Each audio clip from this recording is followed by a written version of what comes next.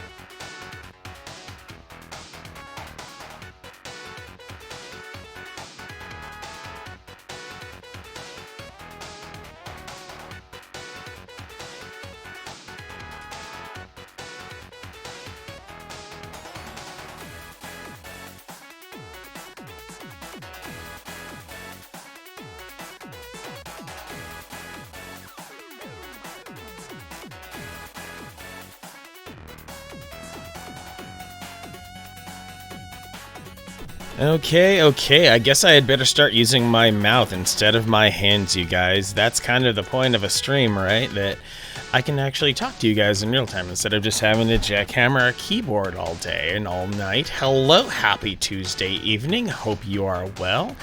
Welcome to the stream. Welcome to SubCon, where we all get to live the dream. I will be your host this evening, Manic Socratic, with my faithful moderator, Gravebook, and my bot, Manic Robotic. Hope everyone is having a good evening. Hope you are winding down well. Happy Chino has fallen into SubCon. Welcome, Happy. Welcome. Oh boy, so tonight on Tuesday would usually have been TurboGrafx Tuesdays, but you know, with the way that my streams have gone lately, I saw fit to kind of shuffle things around, pull executive privilege a little bit, which is why I played the TurboGrafx on Sunday. Scored that retweet from Konami, by the way. I was very happy to get a little bit of redemption in that aspect of things. And then tonight makes room for a little bit of viewer redemption. Our guy Yuga2, who should pop in shortly. He might still be stuck neck deep in Phelan's stream for all I know. I saw him there earlier anyway. Happy Chino, first person to pronounce it right without foreknowledge. Well, it does seem to go right along with a cappuccino or a frappuccino, so I just rolled right along with it.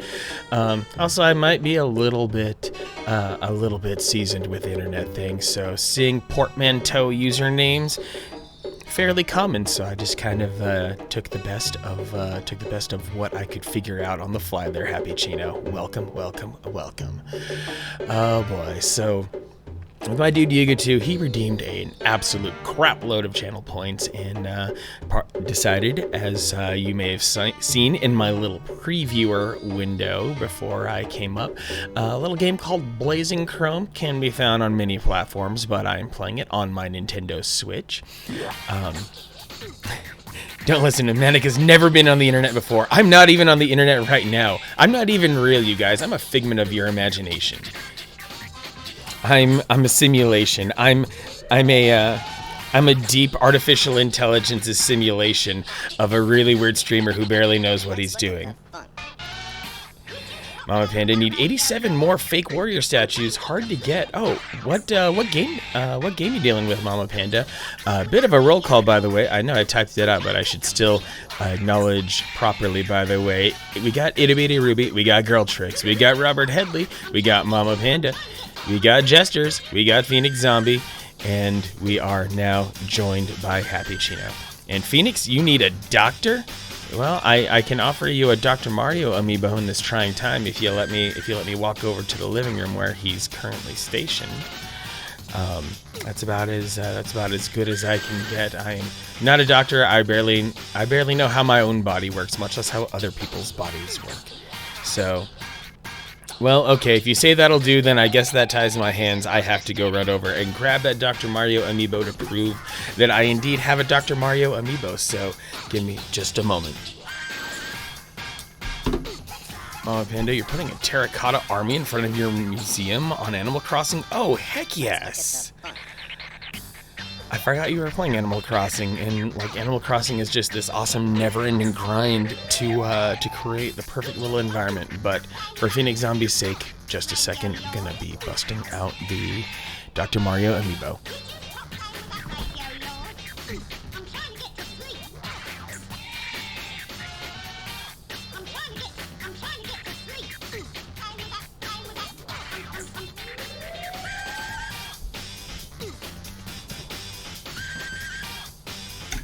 Oh, snap! Yuga2, you came.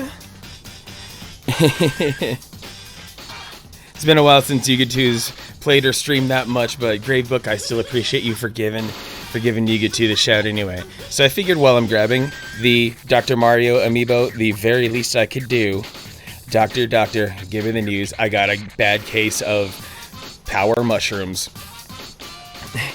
Itty Bitty Ruby, you're multitasking with your Animal Crossing on the GameCube. Mom Panda, you're gonna be broke. Have you paid off your house yet or anything like that? Yeah, they posed him incredibly well. Gotta love what they did for Dr. Mario, including all the little details one could ask for. Seeing the black tips of his stethoscope right there on the back of his neck. And I also figured since I grabbed from that particular display, that I can also do one more flex of both colors of Rob amiibo, the Famicom version and the NES version. That these guys sit on top of my NES Classic and my Famicom Classic, which are used entirely for display purposes. I keep forgetting where I found Famicom Rob. I know I found regular NES Rob at at a retro game shop in Dallas, Texas, North Dallas. YouTube, been considering throwing something up this rotation off, but not sure what. Hey, I know that you've got a very deep queue of games you get to, and you will figure something out. Nama Panda, yep, got my Animal Crossing house paid off, got almost 4 million bells, and every bell is going to get the warrior statues. Impressive. Yeah, I don't know the price of anything in Animal Crossing, but I'm just going to trust you on that. Phoenix Zombie, also the Shovel Knight amiibo, which is one of my faves. Oh, yes, I have the gold Shovel Knight amiibo. He's sitting on my desk at work right now. There's an entire, let's see, 3, 6, 9, 10, maybe 11 amiibo that I have sitting at work right now, just patiently awaiting my return to the office. Yeah, Phoenix Zombie, there was a gold one. I picked him up at Best Buy.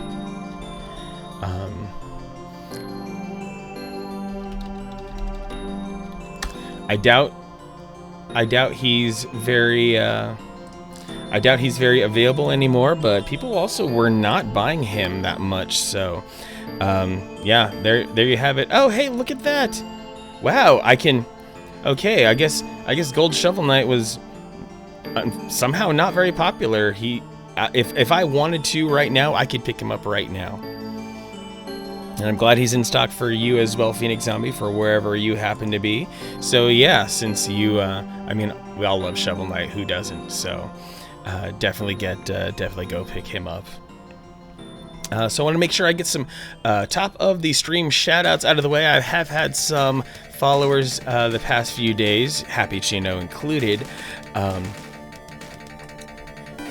Wanted to make sure I give some love to S. Stanley. Stephanie, thank you for the follow. Appreciate that very much. I know her and Versace Lettuce because of a couple of other people who I know in real life, but S.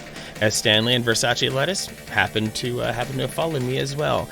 And coming at me all the way from the far off continent of Australia, Smolger, thank you very much, lady. Appreciate ya following me. One of my longtime Twitter people has decided to finally jump in and find me on here. If you need to find me on any social media out there, be it Discord, be it Twitter, or even if you want to see me posting tasty food on Instagram, you can dig into my socials right there. Jump right into the Discord, jump right into my Twitter, or I keep a nice handy collection of them on my Linktree as well. So one thing that I feel like I feel like I need to mention it, but I want to mention this in my own specific way. It's not going to be invasive, and I want to make sure that I'm trying to avoid dragging anyone down, because I'm incredibly new here in the streaming world. Because streaming's been around for an incredibly long time. You know, you take it all the way back to like Justin TV and stuff like that, the predecessor to the thing that birthed Twitch as we know it. And it's been an unfortunate fact that you get any large online community and there's going to be toxicity, especially something as deeply personal as streaming, something as visceral as streaming, where you have this live human here being able to interact with other humans, and you get to like have all of me in a way. The camera is an X-ray, and you know I'll portray myself on camera in a certain way, and you know this is still like the tip of the iceberg. Whole other topic. Lots of very heavy things have come to light in the streaming world and many other industries, but I can only kind of speak towards the streaming world. People who have suffered at the hands of people who wield a lot of power and influence in the streaming world. I'm still too new in the streaming world. I don't know really that many people at all in order to be able to speak on this in any meaningful way. What I can do, what I will do, is make sure to amplify the voices of those people who are affected. I'm incredibly fortunate in my streaming journey so far that I have found my way into into the communities of some incredibly good, caring people who don't have any blood on their ledgers, who don't have any records of mischief, some honestly genuinely good people who have done nothing but be the best ambassadors to streaming. All respect due to anyone who gathers the courage to share their stories about what has transpired, who's gathered all the materials, who's talked with other people, because there are some lives that have been altered permanently as a result of bad, poisonous, toxic people out here on streaming. And since I get to still be at the beginning parts of this journey, I think about it all day. I promise. Even when I'm working, even when I'm deep in someone's computer, even when I'm deep fixing someone's computer while I'm at work, I'm thinking about streaming. I'm thinking about how I can be a better ambassador to streaming, about how I can be a better person for you guys, about how I can address events like this in a much more effective fashion. So thank you all for at least letting me get that out. I've done a lot so far to earn your trust, and I appreciate the trust that you've given me so far. And I see that as a gift, and I want to keep making sure that I value that as a gift, preserve it and grow it, and keep making this stream awesome. So with that out of the way, we've got ourselves some games to play. We have a Blazing Chrome sitting here, and Yuga2, no disrespect to you, I'll give Blazing Chrome as much time and attention as is reasonable here. No doubt, looks like a really cool game. I monkeyed with it for like 5 minutes just to get a quick feel for it. But I also feel like, it's obviously we know it's a little bit one-dimensional. It's a love letter to some very simplistic arcade-like games from the past. I've got a couple of other awesome games waiting in the wings on my Switch that I think would be really good to go along with Blazing Chrome. Games that are effectively love letters to some classic genres. And if possible, throughout the evening, maybe I'll play one or two of those as well to make sure that that we have a good stream.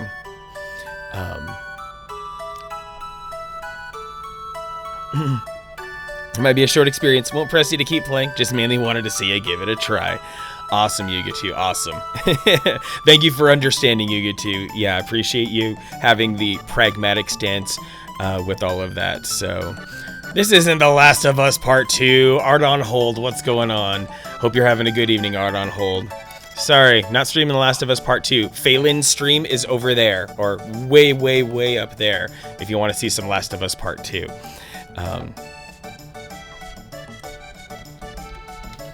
If nothing else, Phelan, I will say this, in terms of amplifying voices, like I was talking about a minute ago, if you go into Phelan's videos, you go into her VODs, and you watch the start of her current stream, the first 30-40 minutes are dedicated entirely to her expressing some incredibly personal things about some of the recent events and things that have come to light in streaming. Something to take seriously, something to take as food for thought. I'm not going to I'm not going to repeat her words. I'm not going to try to reinterpret her words. If you're curious enough, you will go to her channel and listen to her, because she deserves to have that story told on her own terms and her own words. And I don't know her that well anyway, but she was saying some incredibly important things about some people who wield a lot of power and influence in streaming. So get as much information as you can, as much information as you want. It's an incredibly powerful situation for all of us to reckon with. Now with the music having faded down, let's dig in.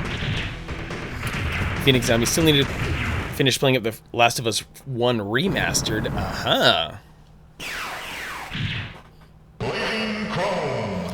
Love how they went all in on the classic sound effects and audio as well. The scratchy, super distorted voice that makes this feel like it's been played on a Genesis. Super awesome. No filtering, good. Ooh, this is genius.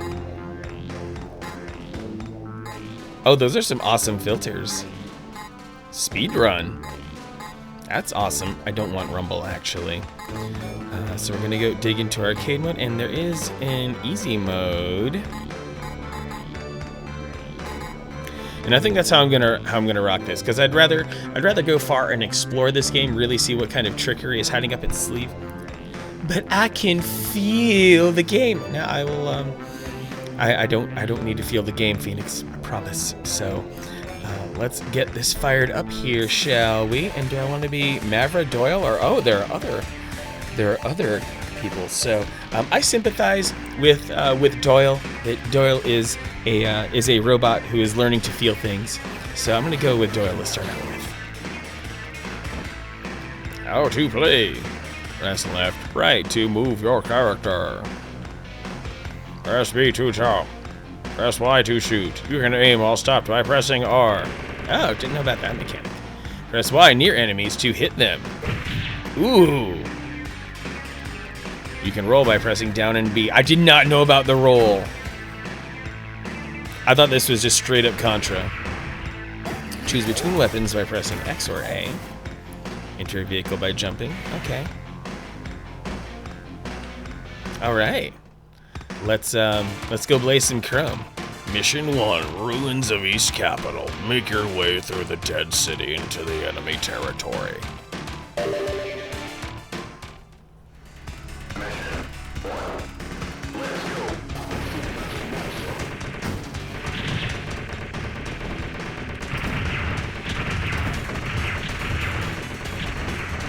Really authentic music going on here.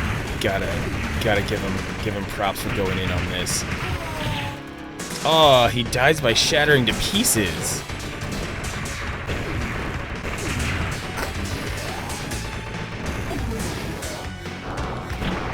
Whoa. Grenades.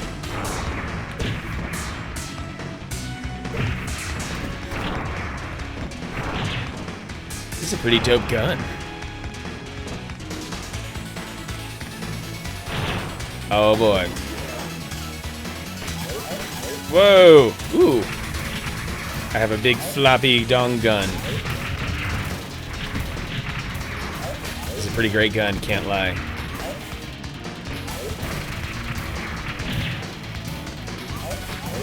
Crimson Blades with the lurk. Thanks, Crimson. Yeah, immediately getting Contra 3 vibes. If not Contra 3, then like Contra Hardcore on the Genesis as well. Love the dedication to authenticity on the pixel art here. Like, it looks like they made sure that they were using a limited color palette so that they could dither their way through certain parts of this. Ah, that one creature took away what was probably a really awesome power up, and maybe dropped it right there. Ooh. I still got my whip it out gun. Nope, no going down. You can only move forward. A 1-up, heck yes. How would I get up there? I'm like just barely. Oh well.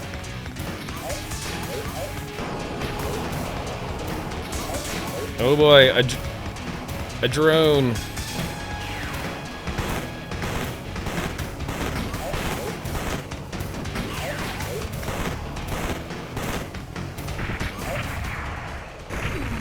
All right, that was a boss.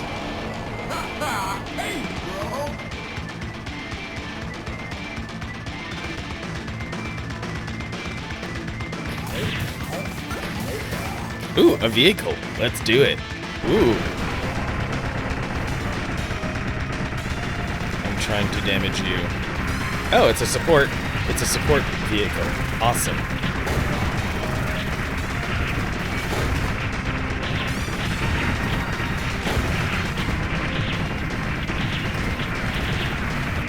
So far, so good. Just running and gunning and blasting and explosions and all these other good feelings. Oh, finally died.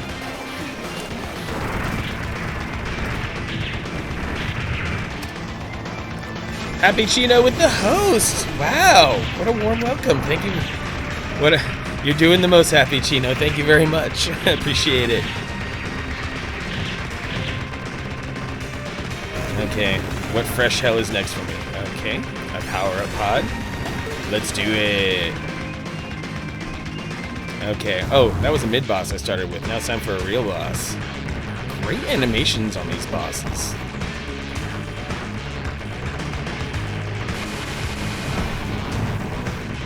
Oh! Tag me with his chin. Oh? Now time for a second form, I bet. Happy to do your part. That's not terrifying at all. What's going on, Burrito of Destiny? Hope you're having an awesome Tuesday, Burrito. Okay, here we go. This is where it's really terrifying.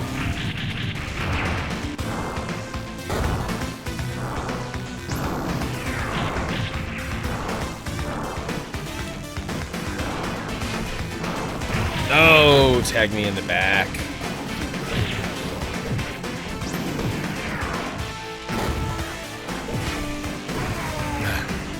It's like Alien Crush escaped the turbo.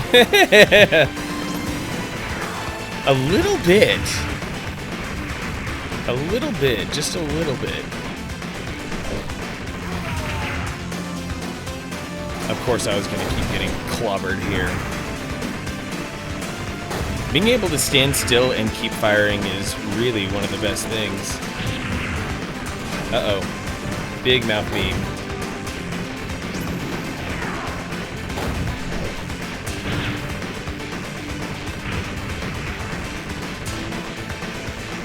Uh-oh. No. Oh, geez. His eyeballs. And, like, it's hard to tell. Sometimes it's kind of hard to tell what part of him is attacking me and what part isn't. Okay. This is easy mode, you guys. Made it to the first boss with 1 life remaining out of the 7 I started with. This game feels like it's using a similar instrument voice set to Final Fight for the Super Nintendo. That's a pretty cool observation, Robert Headley.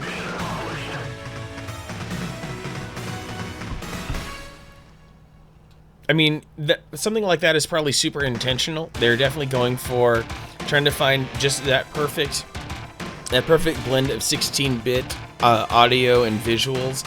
That means that even if, whether you're a Super Nintendo lover or a Genesis lover, you're gonna find something that you enjoy no matter what. Mission 2, Supply Train. Ooh, I can skip around missions.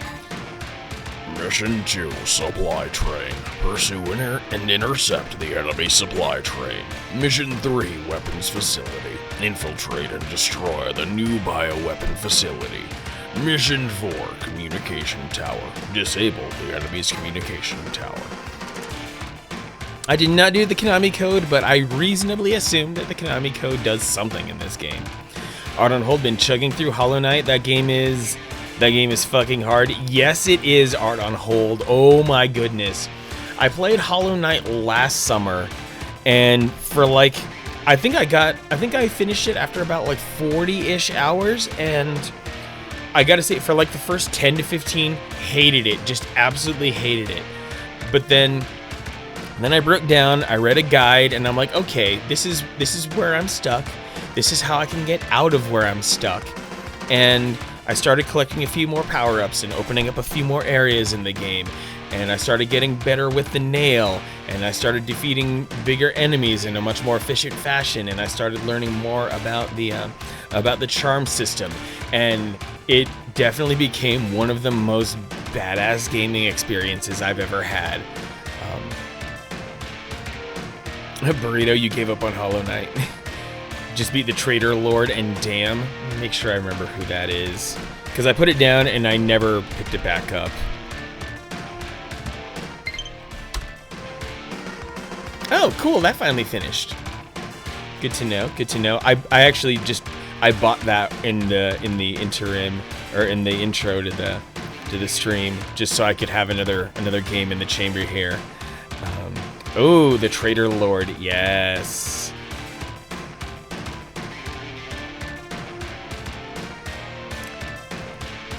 Yep. Oh boy. That was one hell of a fight. Yeah, Star Wars Pod Racer got ported. Yes, that just dropped on the Nintendo Switch today. Like the most beautiful looking version of the Nintendo 64 classic of Star Wars Pod Racer. Yeah, and now you get to like whip out your Joy-Cons and do some proper pod race throttling.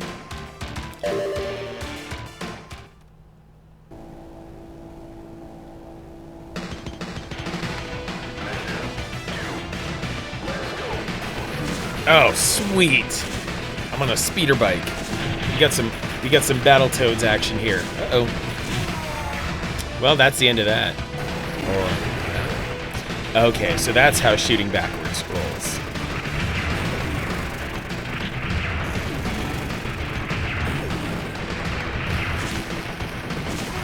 Oh, game over.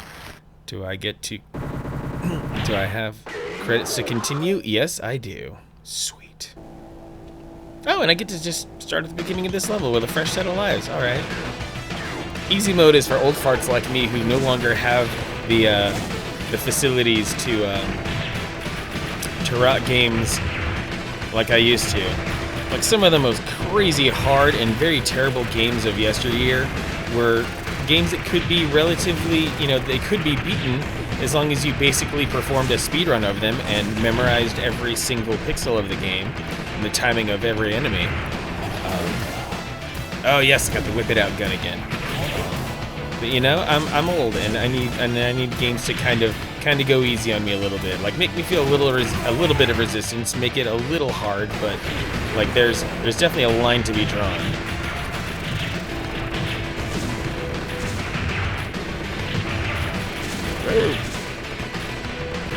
Ugh.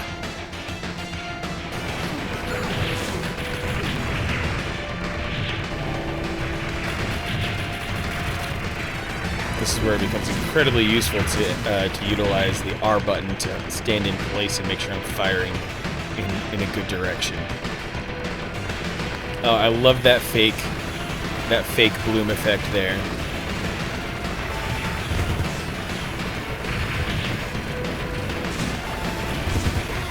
Oh, should not have jumped.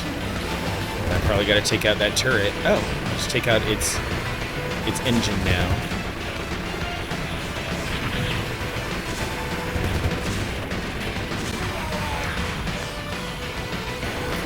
There I go, getting a little too brazen. There we go. Mid-boss defeated. Shadows of the Empire was one of the first N64 games because I bought the gaming magazine hype. Yes! Oh man. And because all the gaming mag editors back in the day were all, you know, Mega Gen Xers, they all grew up on like the original theatrical releases of Star Wars, so they were super hardcore Star Wars fanboys, so any Star Wars they could keep getting their hands on, they were all for it. So they had huge spreads on Shadows of the Empire back in the day. But in my, you know, I went to grind at it, and Shadows of the Empire I think still is a good game. It's definitely a product of its time, so it will feel a little bit weird, but it's still, at its core, in my opinion, a good game. You know, weird controls be damned.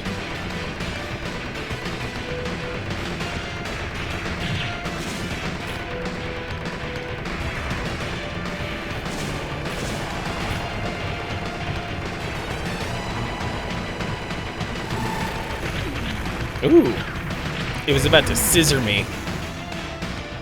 Yeah, it wasn't terrible. It was probably like a 7.5 out of 10 game.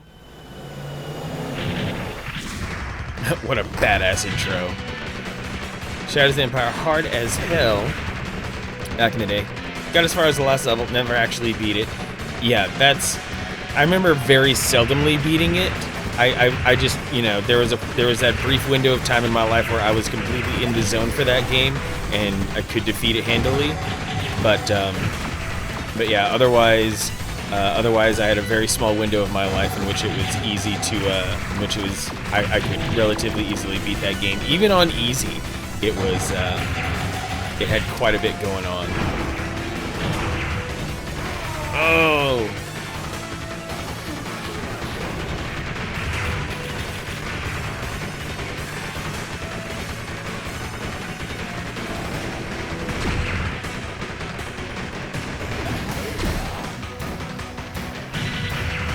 Love this, the floppy gun.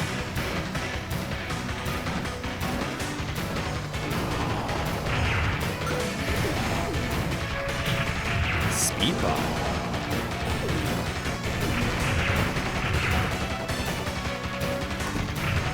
Some kind of ninja. Uh-oh. Last life? I can still charge my laser. Oh! Dying while a 1-up is on screen, the ultimate insult. Got to try a bit of Republic Commando. Damn, that game dated. I don't even remember Public Commando. What was that? When did that come out? On what console? Oh, that's nice. The continue even allows me to continue on a checkpoint. Super sweet. OG Xbox? Oh. Yeah, OG Xbox is, I mean, you'll still find a lot of great games on the OG Xbox, but there were definitely still some aspects of 3D gaming where they were still working out some of the kinks, and they weren't entirely all worked out yet. Squad shooter for the OG Xbox. Oh.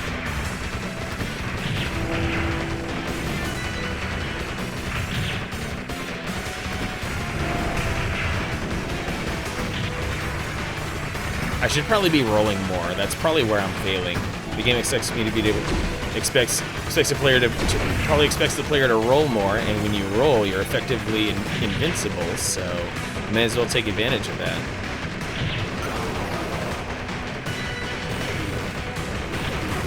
Oh, do I still have my laser? Yep. Charging my laser.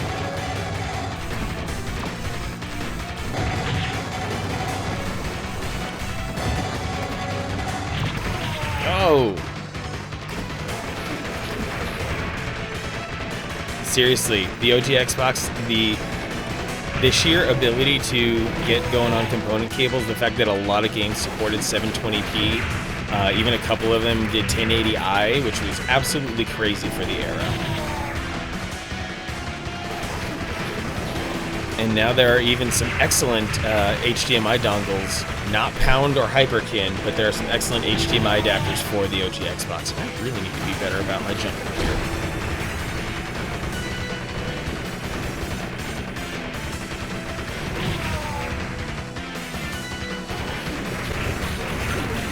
Come get your love enemies. Oh, I have a separate shooting drone. Neat. And now it's probably boss time.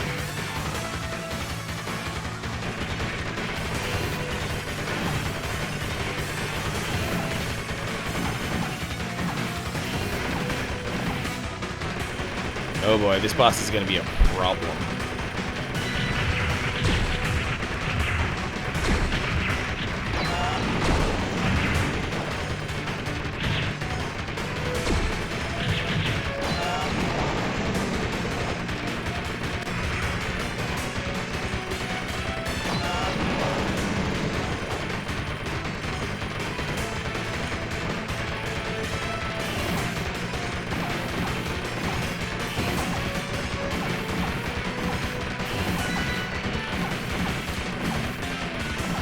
There's something slightly, I don't know, Donkey Kong Country-ish about this boss, honestly.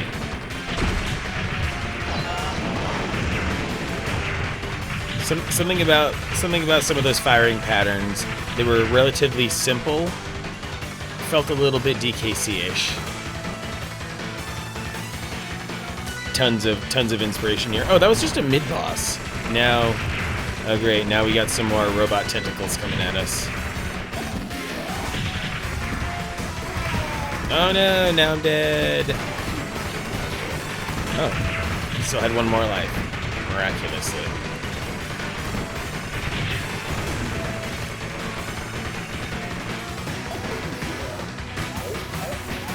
This seems like the right gun for this scenario. I just feel it.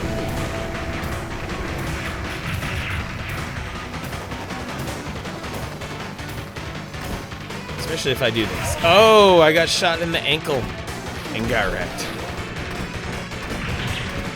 And yet still I rise.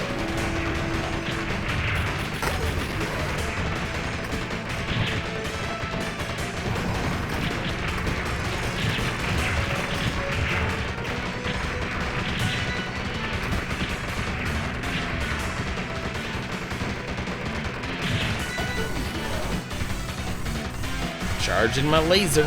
For what? I don't know. Oh, yep, that's a good reason.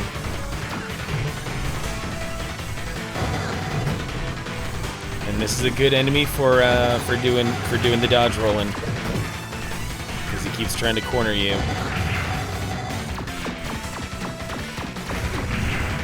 All right. See, me from like 10 minutes ago would have died instantly, and I'm gonna die instantly in a few seconds here, I bet. Ooh, love the parallax in the backgrounds.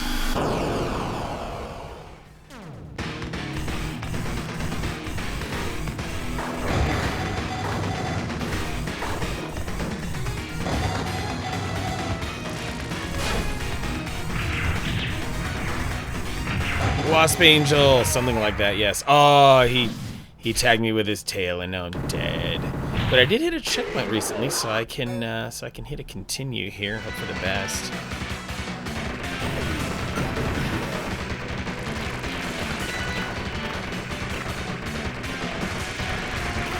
Oh, of course I was gonna lose a life instantly.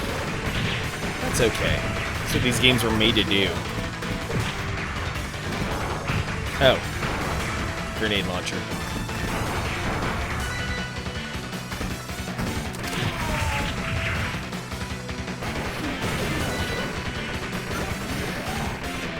Oh yeah, baby, got an attack bot.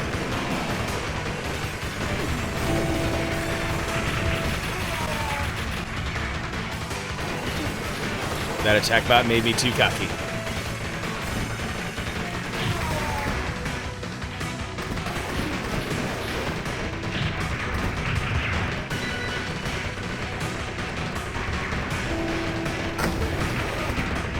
Wow, how did I survive that? I should not have survived that.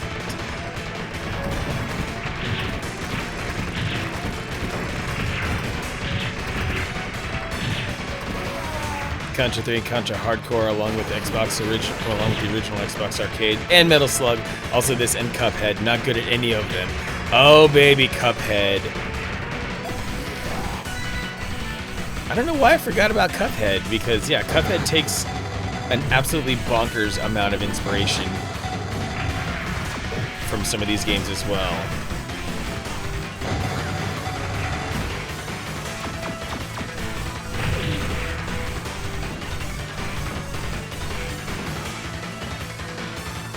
Yeah, start a support group. Old gamers who clearly remember when they had skills, but get quickly roasted at new games.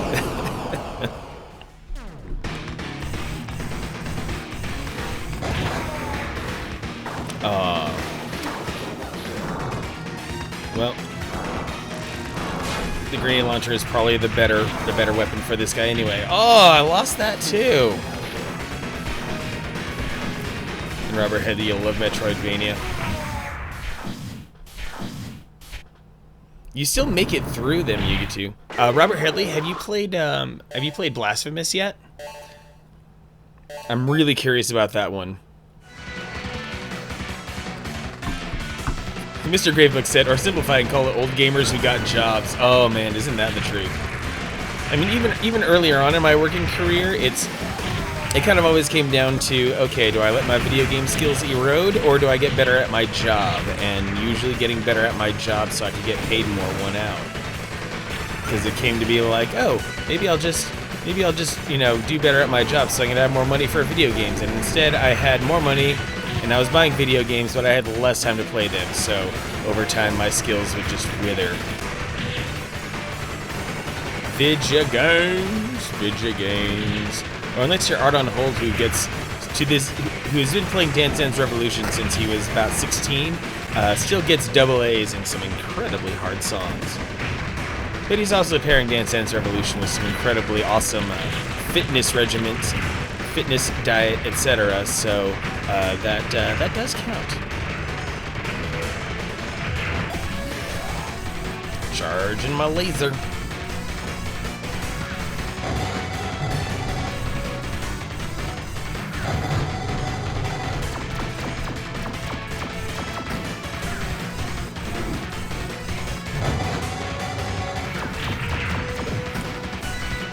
What you gonna do without any arms, bruh? That's right. Made it through by stumbling all over the place, basically. Okay, coming into the boss with 5 lives, so maybe, just maybe, I have a chance at this. Just a tiny possible chance. No promises.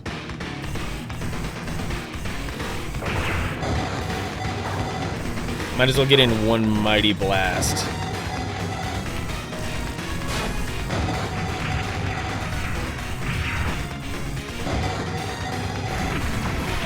Oh, it's because I was right there. Can I shoot it in the AS and get some? Okay, that kind of helps. Ooh.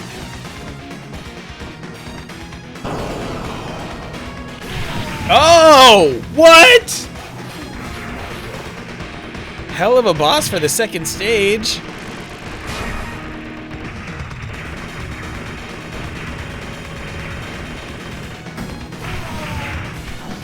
I made that same mistake earlier. Listen to the Gothsicles. They sound like nerdy prickly face team from the chiptune band. Huh.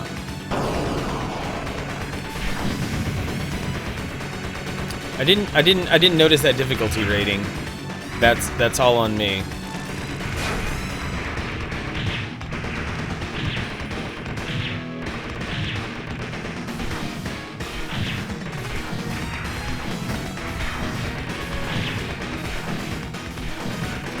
Gothsicles. Yeah, pop us a video. That sounds like it'd be pretty neat. Uh-oh. Time for that screen clearing attack.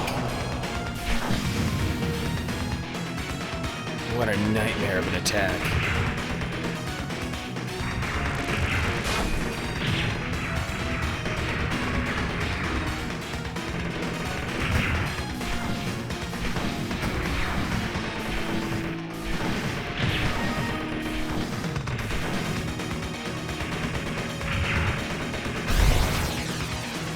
Well, at least these are some relatively simple boss cycles.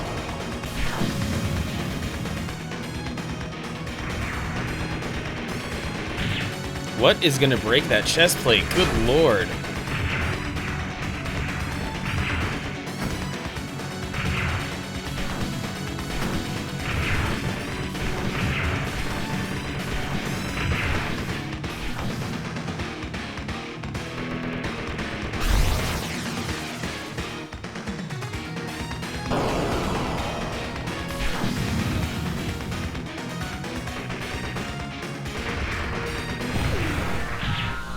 Okay. So this is probably just the first phase. Even in a huge catastrophic explosion, there might still be like a second chunk of it that flies around and still tries to. Okay, good. Once you see the points total summary, then it's all good. That's all you need to see. That's every retro gamer's relief right there. Show me the point total tally. That's all I need. I first saw Dance Dance Revolution back in the halcyon days of Katsucon 1999. I remember it like a back alley, akin to Blade Runner and the dealers in a convention, tucked away with the muffled beats of Boom Boom Dollar around the corner. Like a siren call, I went and was forever changed. It's the tail. The tail comes back for revenge. Okay, so mission 3 is only 2, and then mission 4 is the tops. So I went 1, 3... Okay, so mission 3 is going to be easier than whatever fresh hell I just went through. Sounds like an upset booty call. Hard on hold, you are funny. Don't let anyone make you feel any less. Oh my god. With that right there, that robot stuck in the sand, that feels directly like some artist wanted to crib Ultimate Mortal Kombat 3, the desert stage where Cyrax was stuck in the sand in the back. It's exactly what it's feeling like. Also, we got some sandworm action, a little bit of Dune, a little bit of Tremors, more of those 90s and 80s vibes here.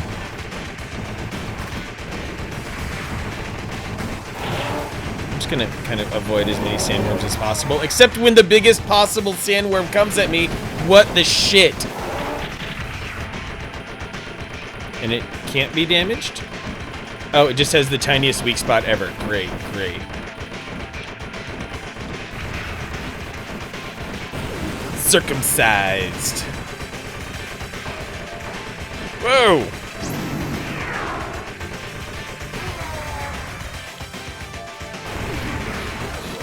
Unless there's a power-up, there is no double jump in here.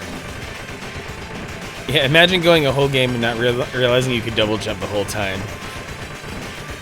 I mean, how sick would that be to freaking clear the game without... Oh! To, like, clear the game, clear the entire game without double jumping. Accidentally give yourself a super hard speed run kind of situation here.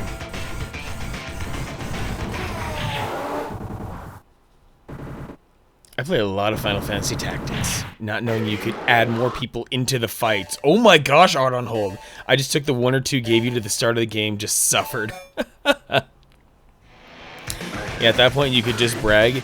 Yeah, like that one streamer. I keep forgetting her name. Nega Oryx, the way that she played Breath of the Wild with like maybe a third of the entire combat mechanics known. She had that viral video of her discovering you could side jump and a bunch of other things because she visited a shrine that she completely ignored earlier on in the game. It's great. Jose Moon, what's going on? Hey, Mama Panda, thanks for hanging out. Appreciate you. Hope that quilt you made sells for a lot of money. By the way, I know that you're very, very proud of that quilt, and hope your ankle is back at 100%. And I hope you have a good night, Mama Panda. Thanks for hanging out.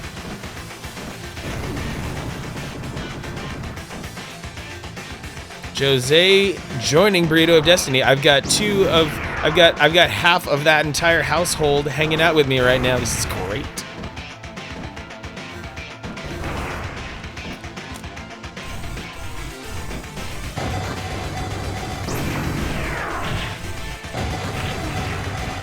All right, charging my laser keeps being the winning tactic.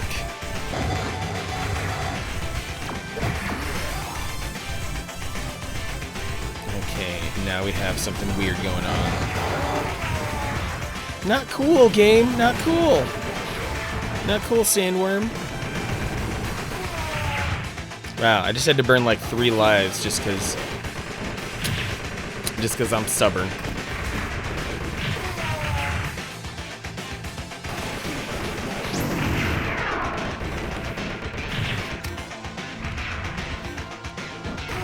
Ooh. Why was it so accurate with a freaking grenade launch? Oh, and these transforming levels are great. Want to switch? Impossible to buy unless you want to spend 150. What you got to do is that you got to jump on Twitter, and you have to make sure that you follow Fat Kid Deals, or if not Fat Kid Deals, then Cheap Ass Gamer or Wario64. And they tweet immediately when shit goes on sale. Like immediately. Like you have to be there to watch the tweet land, because then you'll have like 45 seconds to try to run and gun and click your way into a purchase. It's brutal, but it's a way. I recall. Let's see, what the heck did I buy? I think I remember acquiring an extra Super Nintendo Classic that way. Yeah, I think what is it? BrickSeek is one of the non-social media pages to do that. And now in stock. Okay. Bought directly from Sony. Neat. A game like this just is not complete without a good elevator.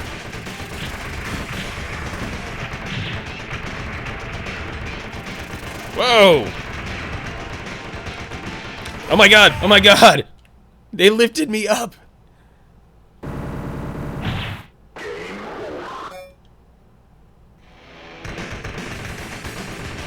But yeah, I know you are not the only person in this chat room who is currently super thirsting for a Nintendo Switch, so the least I could do is offer up some of the things that I know best from experience. I was also at one point able to score an NES Classic off of a freaking Amazon treasure truck of all things. What other weird... Okay. Ooh, yeah. Got an attack drone. I got the floppy gun. This is a pretty good game you get to. Oh, giant spider! Giant spider! Oh, man. Glad I'm not, like, arachnophobic or anything. Because, oh, snap, this is terrifying. Like, sorry, apologies to anyone who hates spiders in chat. Because this spider's pretty terrifying.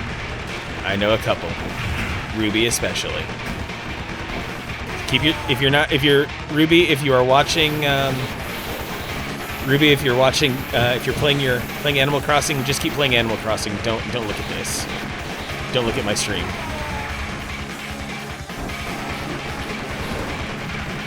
PS5 leverage backwards compat. Good idea. There's gonna be a lot of backwards compatibility on the PS5, and it's gonna be sweet. I think even oh, who was it? Like the devs of Cyberpunk said that Cyberpunk would be day one backwards compat, which is pretty neat.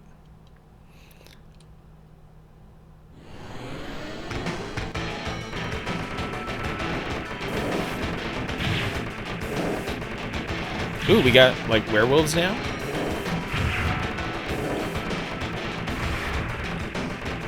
If you get a PS4 cheaply, you'd be happy with that. Yeah, unfortunately, PS4s have not gone out cheaply. It's only been Xboxes that have gone out cheaply. Like Microsoft is blowing them out like crazy. Like it was like every now and then in the past couple of months, Xbox One X's have gone on sale for like $300. Sometimes even bundled. It's bonkers. Okay, these enemies are cheap as shit. Ooh. It's a good gun for this situation. Yes, yes. Let my floppy gun get all over you. And now, powerful with my giant poker. Taste my poker of doom. My giant drildo.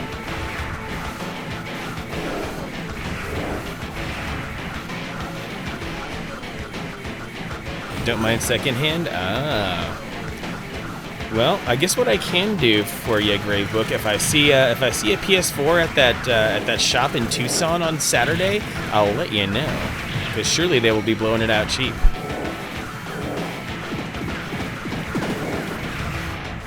Oh no, gotta eject.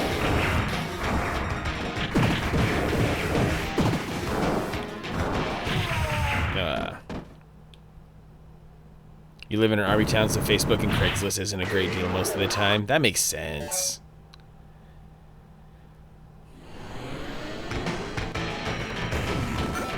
It's okay, Ruby. I killed the spider for you. It's all good now.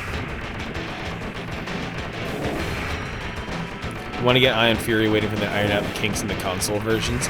Didn't think there would be any console version glitches, because that game runs on like super low spec PCs as it is, so I don't even see why the console versions would be problematic. People trying to take advantage of bored army dudes. Oh, but usually that means like prostitution or something, right? That makes the local sites a nightmare when you're trying to sell something, but then someone's going to try to suck you off or something like that instead. Not cool. Most boring army town. There's 0 strip clubs. Yeah, that was the weird part that I noticed, Gravebook, is that you say it's an army town, but it felt like just straight up suburbia to me. There wasn't anything markedly special about it. Like, it was, okay, we're going to have the bare minimum set of businesses to support a town like this, and we're not going to do anything particularly outlandish with it. We're just going to play it as safe as possible.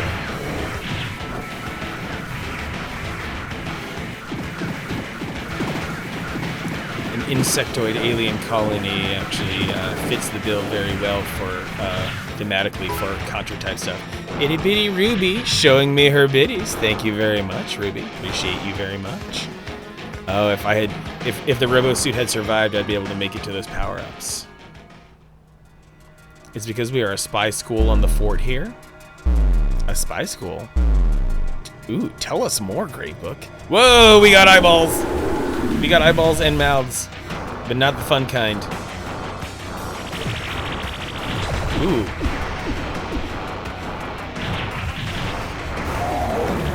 Neat. I got enough lives. Fuck it. I'll just try to damage boost my way through this. It's cool that I can punch some of those bits away. Yeah, I'll just freaking uppercut the tentacle. Oh, even the defeated tentacles gurgle poison at you. Good lord, what a devious boss mechanic here.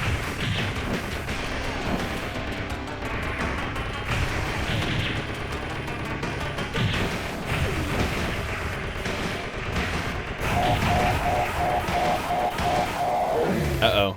Now the top sphincter is about to shit on my life. Oh! Now we have another pseudo spider here.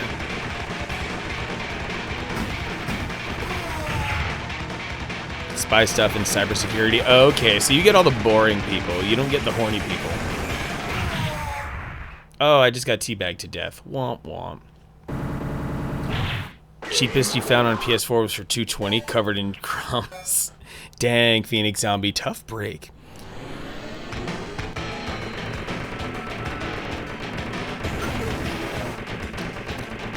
Also, gonna bounce off of your stream schedule for the next week because I want to start streaming, but want to work around my homies as much as I can. Though I think our viewership may be a bit different. Like to support my homies on her. Yes, indeed, Art on Hold. My dude Art on Hold likes to stream his art. Art on Hold runs a fantastic Instagram. But I'm glad to hear you're gonna be getting back into streaming because streaming could use a lot more just nice, peaceful, clean, pure, non-toxic, sweet art streams. So get on that, Art on Hold. Get it while the getting's good. So yeah, my streams Sunday, Tuesday, Thursday. But I know you. There was a point where you were pretty keen on talking about taking advantage of the East Coast after-school crowd, the like 4 p.m. Eastern kind of time slot, which would still be pretty neat, and would dovetail right into my streams because of how late I go. So you are free to do whatever feels good, Art on Hold. That's kind of one of the more difficult parts about streaming and knowing a bunch of streamers is, and like being close with a bunch of smaller streamers, is you don't want to feel like you're like competition for them or anything like that. You don't want to rob them of viewership either, but at the same time I also feel like sometimes you just gotta stream. You just have to suck it up and stream, because trying to view anyone else as competition or possibly thieving any of your streams is a way of shooting yourself in the foot and adds more stress to yourself that you don't need. 220 free potato chips, that's a steal. Yeah, right, Cabal? Like, who wouldn't want that? Cabal knows how to find a good deal. That's why Cabal pays for Phelan's emotes and then just uses them incessantly, because that's a lot of emotes for a lot of different scenarios.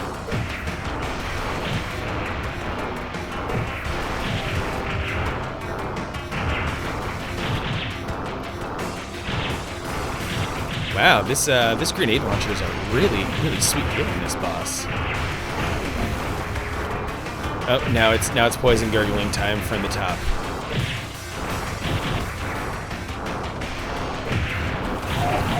Nothing like uppercutting it. Okay, now the butthole's gonna shit out the spider on me. I haven't paid for a sub since December 29th. Wow! I mean, Phelan gets so many gift subs as it is, like, You're not at all wrong for leveraging that at all. I've ended up with so many freaking subs for people I don't even follow or people who I barely follow. Like one person whose icons or whose emotes I have a lot is the Dragon Feeny. She has a rad set of emotes. All right, I defeated the spider sphincter boss. So that was a lot of spider action here on this. Cabal, you've sworn off supporting streamers. Yeah, because honestly, we're terrible. You should really just forget about us. 2019 spent. Oh my goodness, Cabal! Wow. Okay, I totally get it. You got to draw the line on yourself, because clearly, it's good to support streamers, but at the same time, you don't want to take it too far. and as a streamer, I'd ask that you not like overextend yourself. By all means, you made a good decision. I'm grateful you're still giving me your time and you're still finding ways to still be on Twitch. It's all good. Twitch is OnlyFans for gamers. One of my favorite comparisons on Twitch, someone said it's just street side busking but with video games. I'm not playing the guitar. I'm not tapping drumsticks on the bottom of a bucket. I'm playing the video game. It's not like I was simping on a streamer. It all just adds up. It seriously does. Like, I'm scared to look at what some of my Twitch tabs might look like, because there are already like 4 or 5 people who I sub to, and then I'm like, okay, once a week I throw a few gift subs or some bits at people, and which is like another 20 to 30 bucks. Like, holy crap, I should really like try to chill a little bit on that too, but that's just me. BGR, what's going on? Welcome to the house party here. I'm actually about to head on break here, so you can settle in, familiarize yourself with the people, you big bug-eyed audio engineer, you BGR. Yeah, glad you're able to get your problem in check there, Cabal. All right, so I'm gonna go step away for a few minutes. And when I'm back, maybe I'll go see what's going on with that 4th mission of Blazing Chrome. That somehow is not the most difficult thing, because there's probably like 1 or 2 levels that I can't see on this viewfinder. But anyway, a little more Blazing Chrome after this break, but I got some more stuff in my back pocket after this. See you in a bit.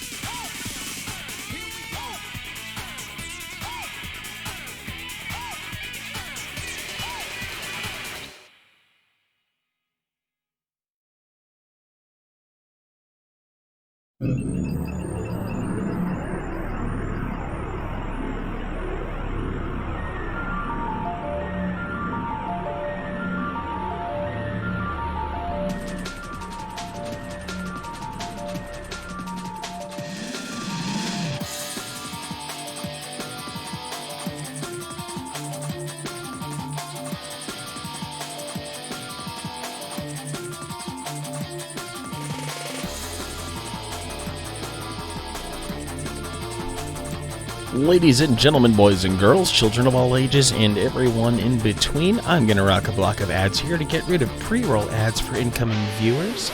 Your patience is appreciated. We will resume right after these messages.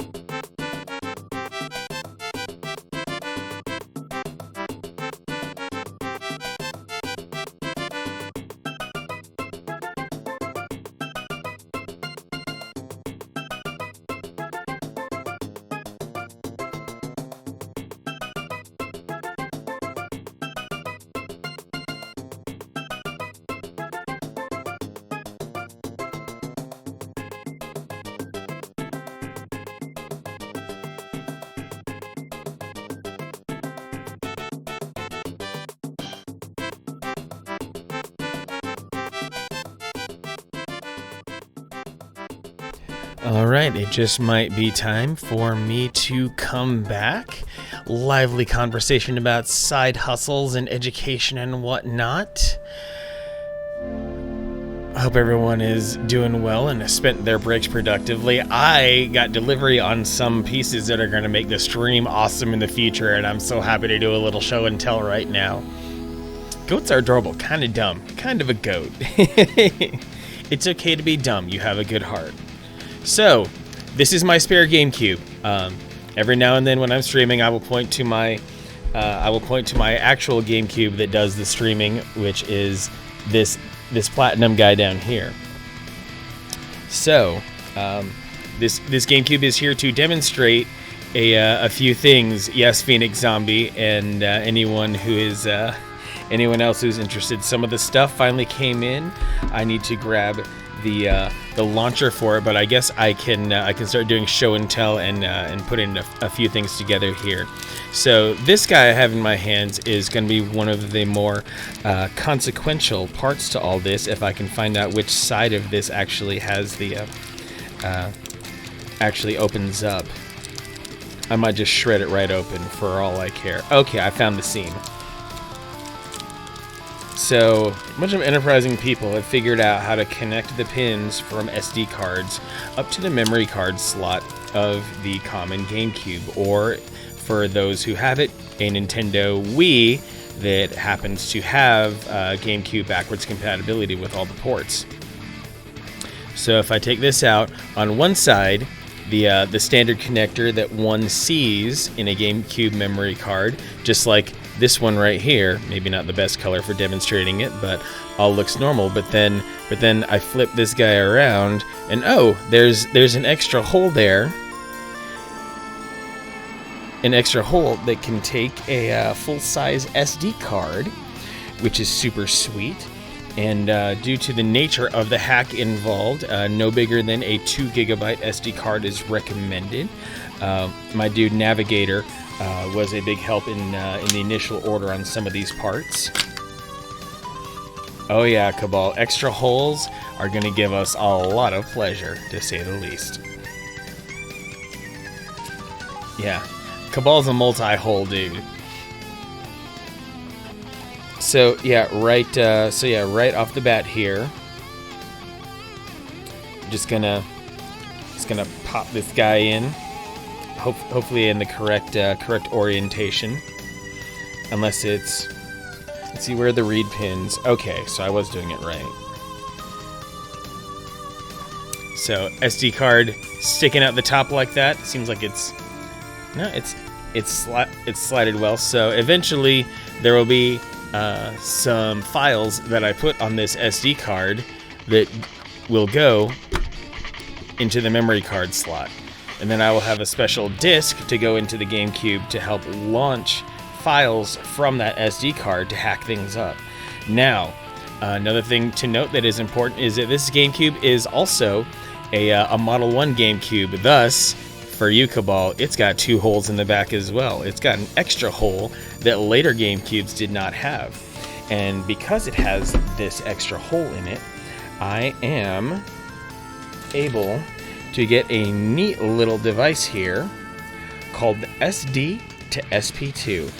And that is short for SD card to serial port 2 on the GameCube. So inside this little box is this little guy here. Came pre-assembled, which is really nice. It's in a nice little dime bag here. You know, got myself a gram of piracy here, or something like that. Very illegal, Cabal. I mean, not technically illegal, as long as I am playing backups of games that I already own. So, to get a better look at it, dime bag, do they even exist? Maybe. Just maybe. So I'm gonna have to use a toothpick as a pointing device. This right here slots into the GameCube serial port, and over here is the micro SD card slot.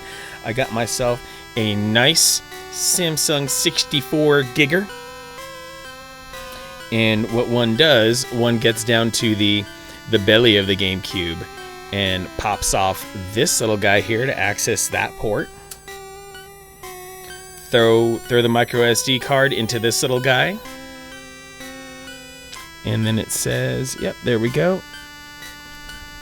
And then it just lives right inside there, and with it living right inside there, you can just pop that back on, and then that's a bunch of GameCube games that get to live right there. Gravebook. I remember buying dime bags from weird, sketchy, much older dudes who always wanted to hang out with me and my friends. I didn't smoke them. I'm very tall and scary, so I always went with. I assume weed has gotten too expensive to sell for $5 and $10. I mean, I don't know. Maybe if you want to have like just a joint, that could roll. That could work.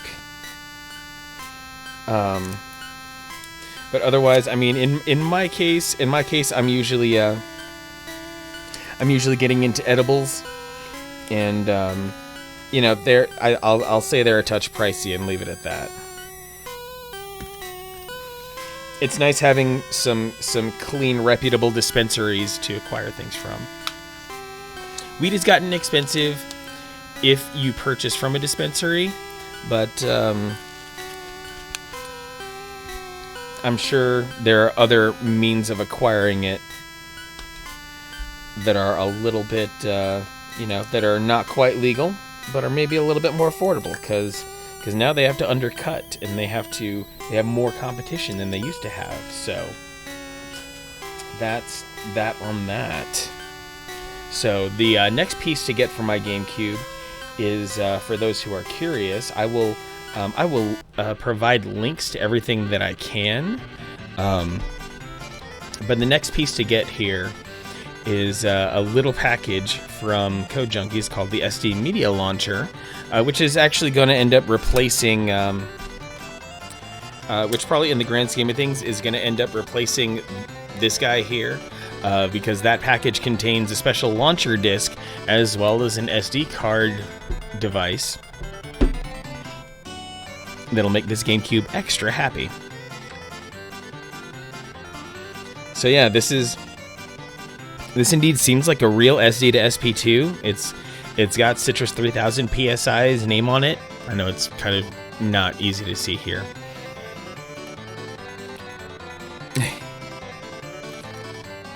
You're allergic, Gradebook? That's crazy, because out of all the substances out there, I would have assumed that was one of the things out there that like no one could be allergic to. But I guess you got very lucky in life. You know, different strokes for different folks, and that's fine. Phoenix Zombie, hang out with people that smoke. Don't do it myself, but by doing so, I've understood how the munchies feel by secondhand smoke. Wow, that's pretty intense.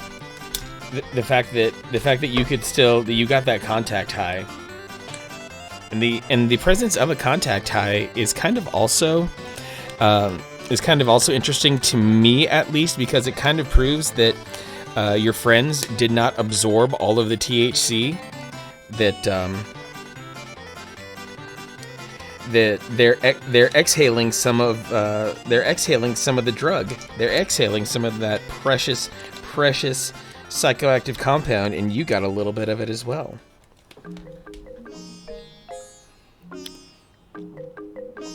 Edibles for your partner so you could hike and be high. I think he would like it. Indeed. Let's see. Oh, it slots right there, it looks like. Perfect. SD card is right in there. So I'll need to, I have a USB dongle that will let me drop files onto it, but it's just good to kind of go through the motions and see what I'm up against here. So now I have multiple of these adapters. Robert Headley, I remember GamePro used to have advertisements in it for a Z64 backup unit because GamePro was an upstanding journalistic source. I feel the heavy sarcasm in that, Robert Headley, and you are absolutely correct. Oh man, I wish there were more. I wish I had more internet back in the day, because I would probably have read. I probably would have ended up reading a lot more about. The inter-magazine wars for game mags back in the day, because God, you could just tell by reading by reading GamePro, and just the overall aesthetic presentation of the mag. GamePro was shite. It really, I couldn't stand it. I was totally an Electronic Gaming Monthly kid. More of that. I also got into Tips and Tricks. Tips and Tricks was a really fun little mag.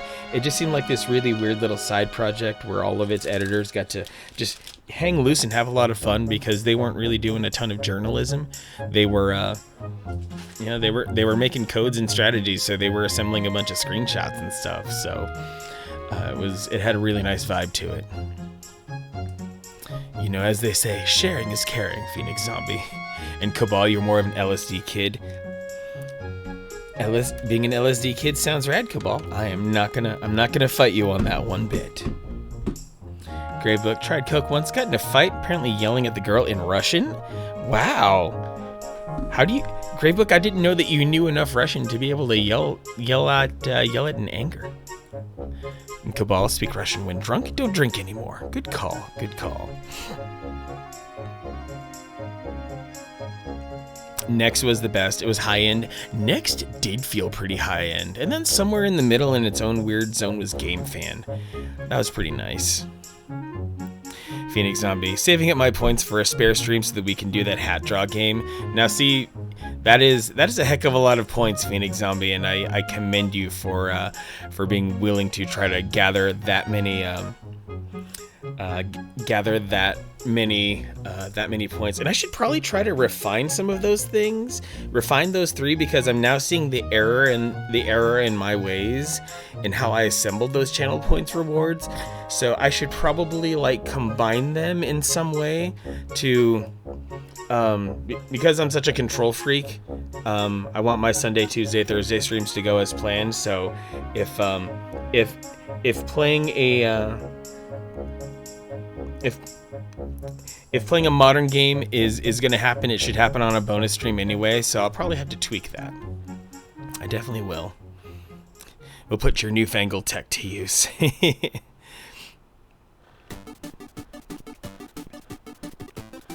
Young and crazy. Toverist. Got it, guys. Got it. Okay, so I don't know. Sorry, my headphones are weirdly aligned because I heard some strange noises, but it just may have been the sounds of me moving stuff around my desk. Anyway, we've got some more video games to play. I think I'll get back to some video games. That's a little bit of what this stream is for. So let me wind down the sweet Kirby music and restore the Switch music. Oh boy. We've got some casual Russian going on in here. So, mission for the communication tower. Disable the enemy's communication tower. Thanks, Cabal.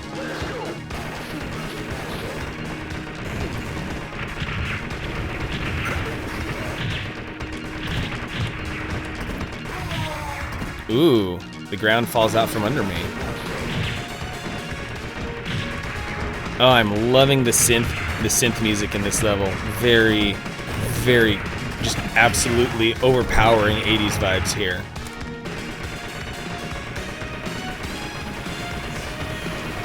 Yes, Contra is happening.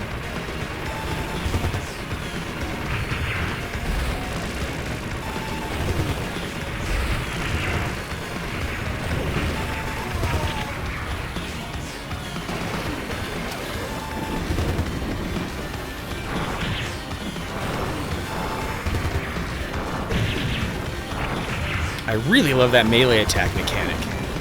There's something really satisfying about it.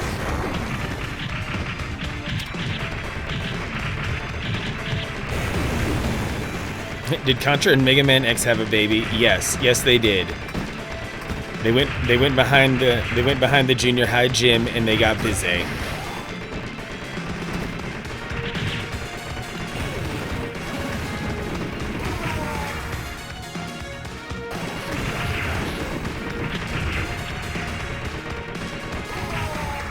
I owned myself. How am I going to clear that gap? Oh, they regenerate. How convenient.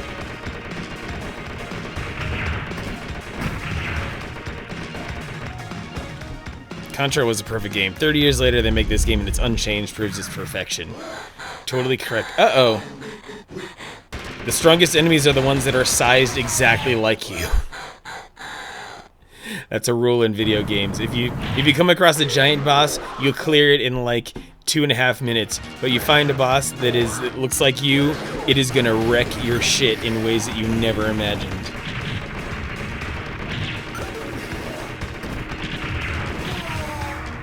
Really? Shadow clones. I mean, kind of a clone, but yeah. Because the character I'm playing as right now is one of the, what they affectionately called toasters, that they got converted over to the side of the human resistance. And so now it's all about fighting an actual toaster for once. Even though I think all of the enemy forces have technically been fighting for the toasters. I'm also really tickled as to why they're called toasters in the first place, but you know, the game has its own crazy-ass logic that I'm not here to question.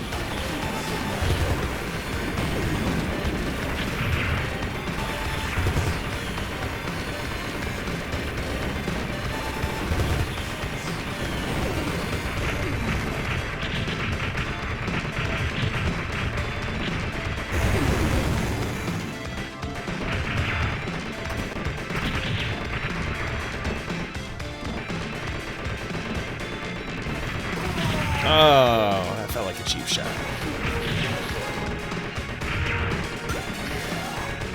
And I like how the power-up that makes me faster as a piston really sells me as a machine.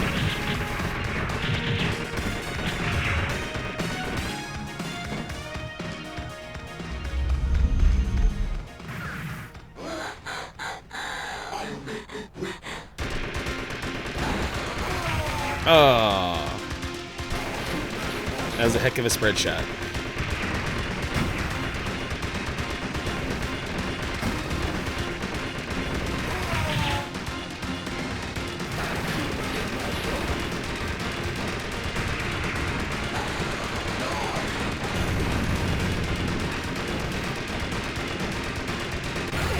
Oh. First form. That's what she said. I'm always here for the questionable innuendos, Jester. How you doing, Jester? Long time no see. Hope you're doing well. Been seeing you around Twitch, of course. But I'm glad you found some time to pop into my stream here tonight. Grateful for that. Oh, I died again. Though I think after this round of Lost Lives, I'm gonna move on to something different. So I've got a couple of really neat other retro-inspired games waiting in the chamber here that I'd like to show off as well. And I bought one specifically for this stream. Another freaking spider?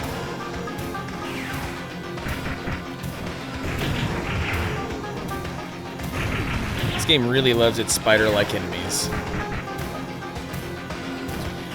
Getting big Gunstar Heroes vibes off this boss, actually. There was a Gunstar Heroes boss that would track the ceiling and the floor like that. Picked up Iconoclast. Is that a artificial slowdown? Yeah, total Super Nintendo vibes there. Oh look, we're creating a bullet hell game on a 3.5 megahertz processor. Oh no. What type of game is Iconoclast, Robert Headley? You know what? I am going to officially give up. Let's see what the... Oh, it doesn't have any, like, super tragic game over. It just goes like that. Okay, totally fair. Now, why did the cursor have to do that? I understand that I just acquired the game. But yeah, the cursor didn't have to play me like that. Oh, it's a Metroidvania? Neat. I didn't know of Iconoclast as a Metroidvania. So one of the other games I wanted to play before I get to the sort of main event of River City Girls is Jay and Silent Bob Mall Brawl, which I actually learned from Limited Run Games today how to proper NES release. YouTube. It was YouTube. Yes, we're going to watch YouTube together on my Nintendo Switch. I'm going to show you a shitload of cooking videos. This is now a Binging with Babish fan stream, you guys. We're just going to have buttered noodles and burgers and pastries all night. All night long.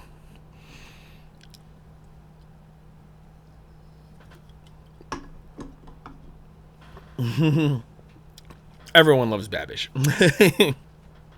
Everyone loves that dude. So, gonna spend a little bit of time, maybe not more than like a half hour. I want to fire up Jay and Silent Bob Mall Brawl because this is a really sweet little, like the humor is perfect, and it is essentially an NES game. It really is. Take your time, Grey Book.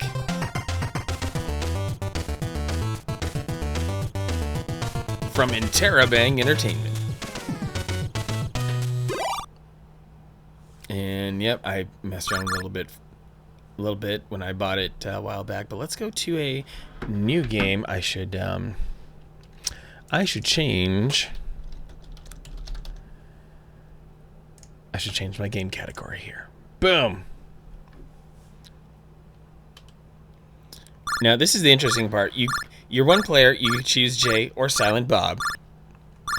But it has this very interesting tag team kind of mechanic where you can let where you play as one player, and if you do really well, you get rewarded because the other player is resting and regaining energy. It's really neat. You got the River City reboot, but it's hard. Gave up.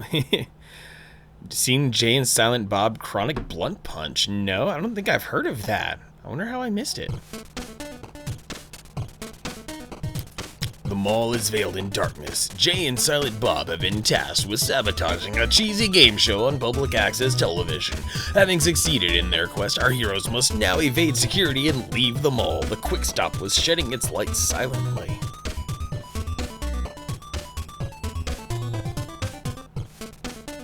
Chapter 1, Hit Stop.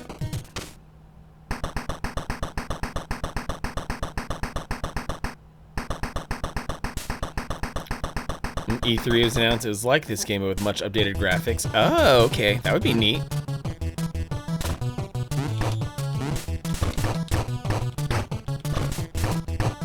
There also seems to be a combo meter mechanic up there that I'm not entirely sure how to exploit correctly.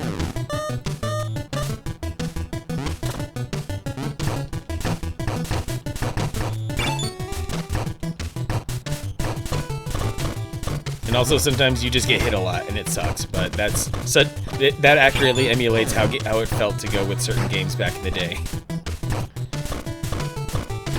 And the sprite flicker is also super sweet. Remember they used this game to fund that one? Oh, nice. Reminds you of Simpsons Arcade. Oh, I get to beat up a bunny. Bye, Easter Bunny. Ooh, the Easter Bunny dropped chicken. That would have been good for Bob, but Bob is currently in recovery right now, so I'm going to roll with that.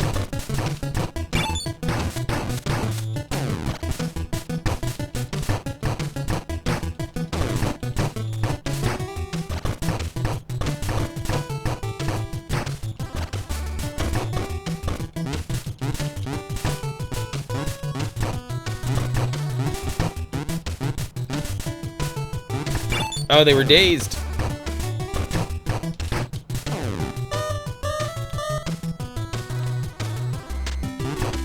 Like how the funds from Aliens Colonial Marines was used to fund Borderlands 2. What?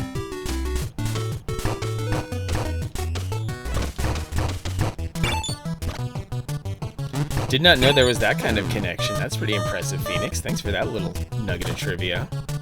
Oh, we got hockey players. Avert your eyes if you like hockey. Sega was not happy with Gearbox for that one.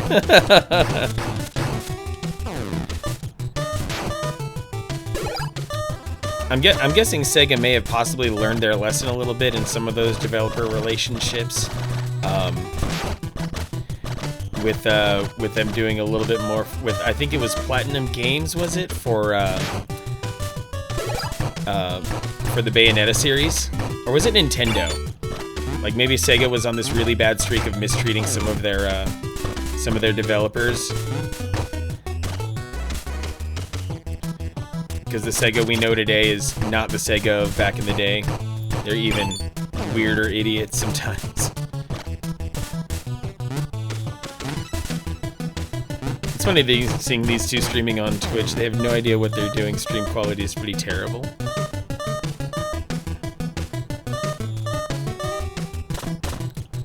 Who are you talking about, Cabal? Unless you're in multiple streams right now and you hit the wrong chat.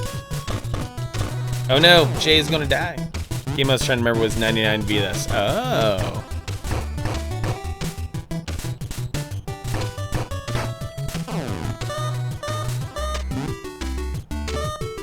Oh, Jay streams on Twitch. Oh, that's right. I forgot Jay streams on Twitch.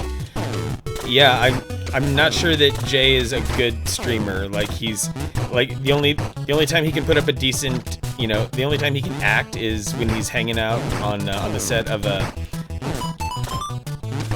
a movie with Kevin Smith.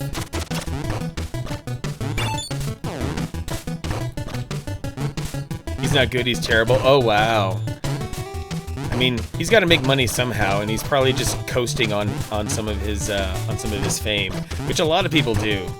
Like, I'm surprised that there are celebs on Twitch, and what gets even funnier is how there are actual streamers who outperform celebrities. And Kevin Smith is the old guy who doesn't understand technology. Oh, bless him for trying, though. I didn't know Kevin Smith streamed either. That's pretty new to me too.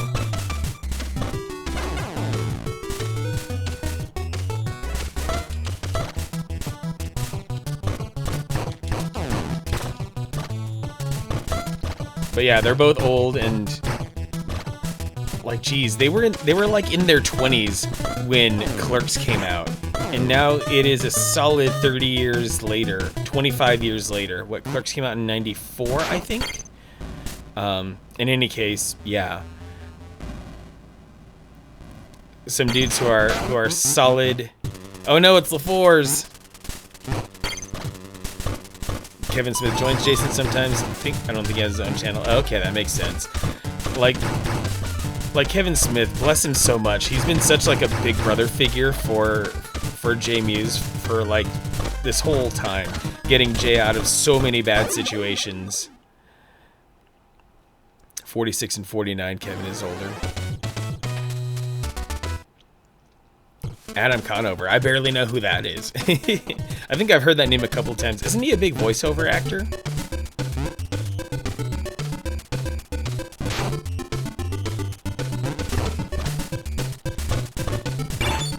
I know you don't, Skater. Adam ruins everything. That does sound kind of familiar.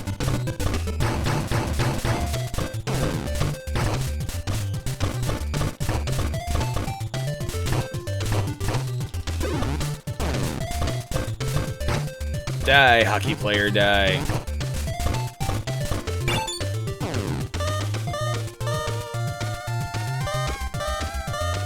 Show by College Humor on VH1. Got it. I live under a rock in some weird ways, though. Like, I'm only barely aware of certain things that are like these huge pop culture phenomenons. Like stuff that I'm really supposed to know a lot about, I just don't. Wait. There. Ooh, chicken. Street chicken. We love it.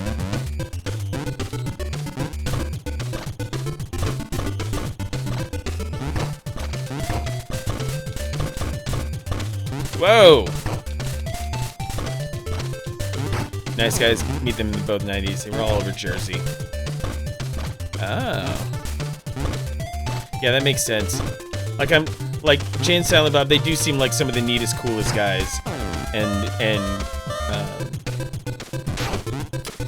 Oh boy, we got a Sub-Zero here. Like Kevin Smith just, you know, tries so incredibly hard, and really there's no one in the industry who seemingly can speak ill of him. It's really cool of him how he really has a truly humble, squeaky clean kind of image. So I'm glad to hear really independent confirmation that they're good dudes. Find Kevin in his comic shop often 30 minutes from your house. Oh, wow.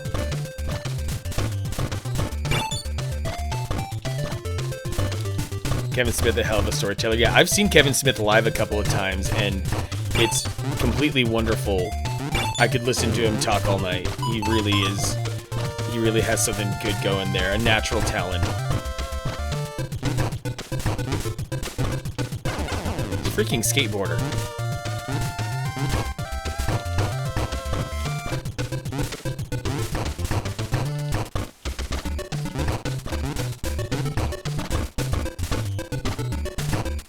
I will kick you both in the nuts.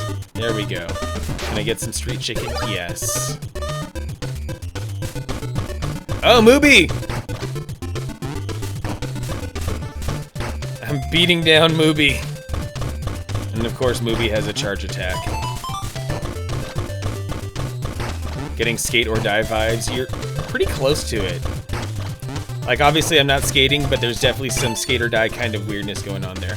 Wow, this movie's kind of like a mid-boss. Holy crap, he just takes a licking and keeps on moving. Finally. Ooh. Of course he drops a movie burger.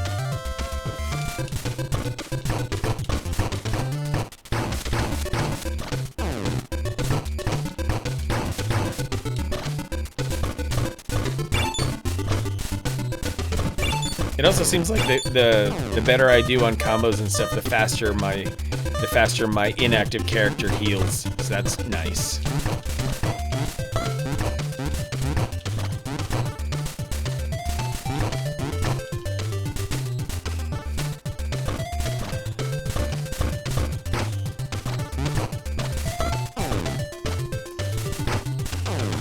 Yeah, I'll just whack him with a skateboard. Oh, why didn't you fall off your skateboard, you ass? Oh, I got killed by an uppercut. At least I've been able to keep one or both of them alive so far. Seriously, these skateboard enemies are the worst, but... Oh no. A grandma? Oh, she's dropping... I'm like, do I have to punch the grandma? Because that would be fucked up. But no, she just dropped a bowling pin. And health! Yes! Thanks, grandma.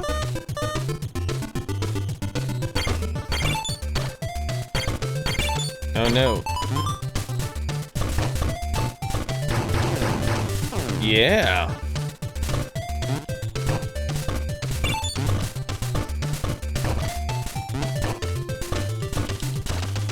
Okay, now I can beat on both of you at once. There we go. More street chicken. We love the taste.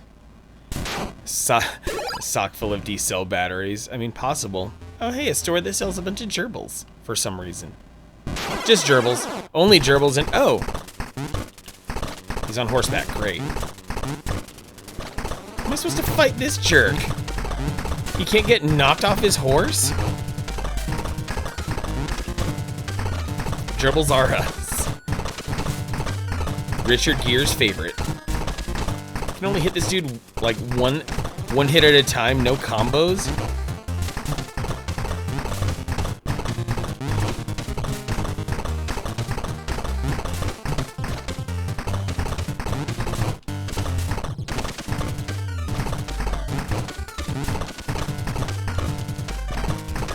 I'm not gonna make it. I should, couldn't switch over to Jay. Hey, thanks for the lurk, Phantom Ferric. Hope you have a good night. Avenger friends, Team Pixel Love. Oh, I got a combo going there. I got 2 hits in. Oh, yes! Now I can just beat on him because I killed his horse first. Good, good. You deserve pain. All the pain. Skater Die reminding you of a podcast I listened to recently with Tony Hawk. When everybody's going to make a comeback, seems like a lot of skateboard games at E3 this year. Yeah, I would think that I could see Tony Hawk doing some sort of maybe some exhibition skating as a tie-in to promote the re-release of Tony Hawk Pro Skater. That would be pretty sweet.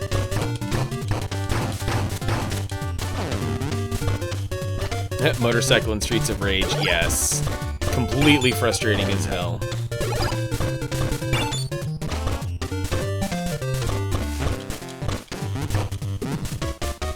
Used to rent the game Combat Tribes all the time on the Super Nintendo. Yes, Combat Tribes was a great beat 'em up, and it was from Technos, so it had some good pedigree as a fighter. Combat Tribes was a solid beat 'em up.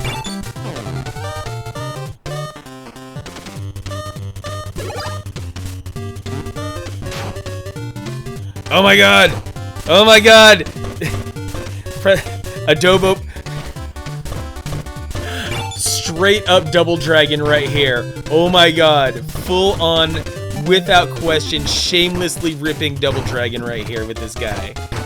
Because this dude's name is Abobo. So they went for it. They went right for the Double Dragon.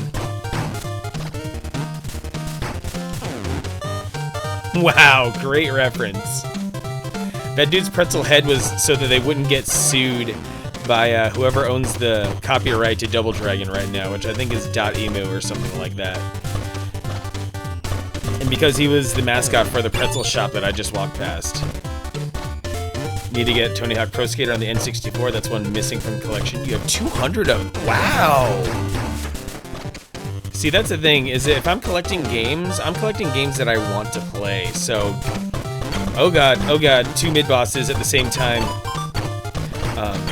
If I'm collecting games for a console, I'd rather just collect games that I want to play. I'm not gonna just get a game to say that I have the game. But good on you for getting that many N64 games, because it is in a way kind of beneficial that the N64 had so few games released for it for a mainline console. Double Dragon Neon was decent. Yeah, that's what I heard about the new Double Dragon, that it was okay, but it just didn't quite hit the mark.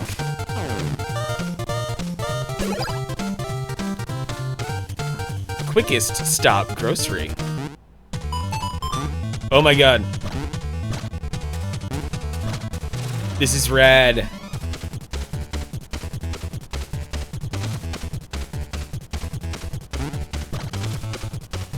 Do I have to, like, collect those mirrors? Do I have to... Straight up Battletoad speeder bike action right here. Oh. Welcome back, BGR. Went back to G... Yep, including... Oh! What? Including breaking a sideways barrier to mark a checkpoint. And fruit carts, a movie staple. Oh!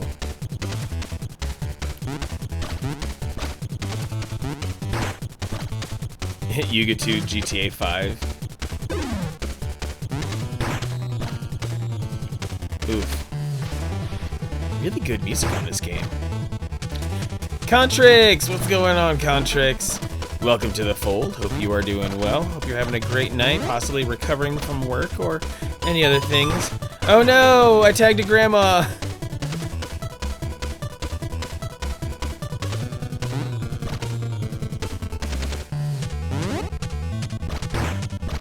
Oof.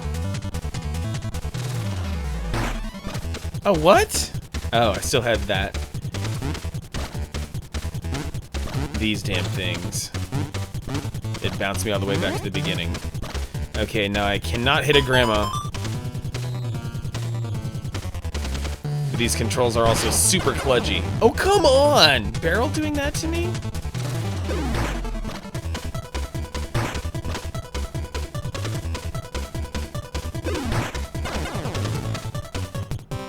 Game over. Tip, dodge before jumping. Watch for patterns. Yeah. You know what? I'm just gonna rage quit you right there. That's what I'm gonna do. Mirrors are puddles that make you spin out. Oh, that makes more sense. BGR, listening to bangers. What you listening to right now, BGR? I do not have Tetrisphere. Most puzzle games don't interest me.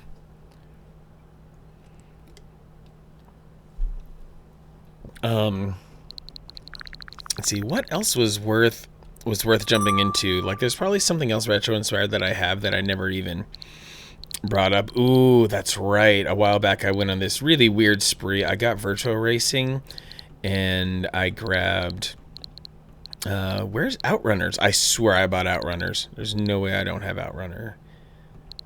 Outrun, there we go.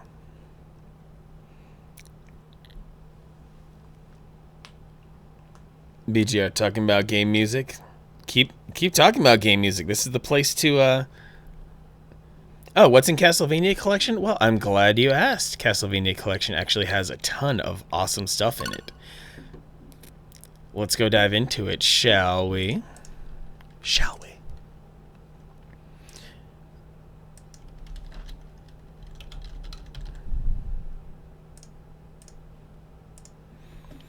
Yeah, they did some really great emulation of the old Castlevania games. You got the all the NES Castlevanias, you got Game Boy Castlevanias, you've even got a North American version of Kid Dracula, and you've also got Castlevania Bloodlines, which is super hard. Oh yeah, Kamal, I'm not opposed to showing you.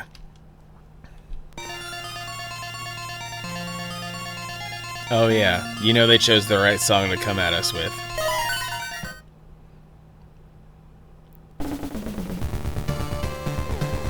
So, Castlevania, Castlevania 2, Castlevania 3, Castlevania 4, yep, even Super Nintendo, Castlevania Adventure, and Castlevania 2 Simon Belmont's Revenge on the Game Boy, Castlevania Bloodlines for the Genesis, Kid Dracula, and then I can even switch over to the Japanese versions of a few of these games, just as a nice, neat little extra bonus in a way.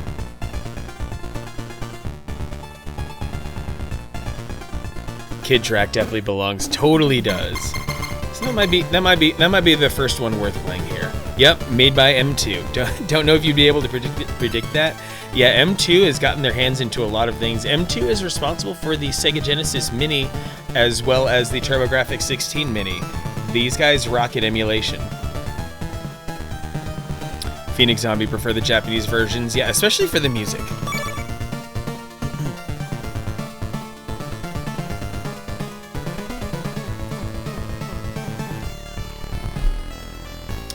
Let's rock a little Kid Dracula. I got really covered. The intro song by Sixto Sounds. Oh.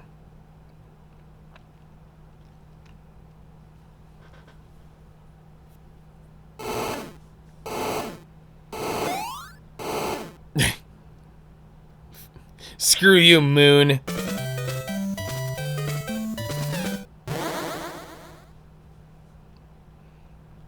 Used to spend so much time on OC Remix. Heck yes, Robert Headley, me too.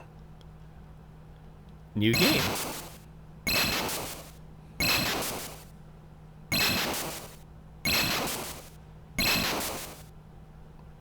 Come on, kid, wake up. There we go. Big lightning strike. Wow, woke up refreshed. Look at that.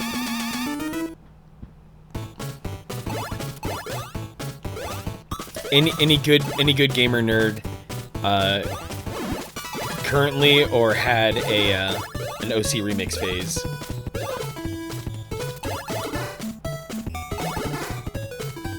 Pawn. That's the sound of the enemy dying. They just say pawn.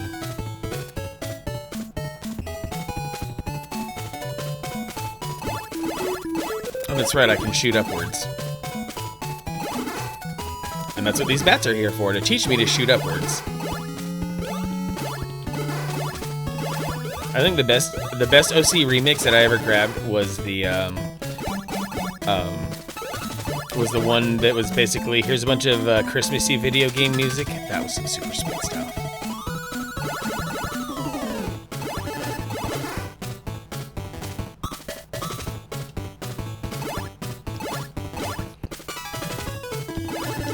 Like, this game is so unnecessary to include in this collection, but it's also definitely, like, part of the DNA of Castlevania, so it's really genius that it's there.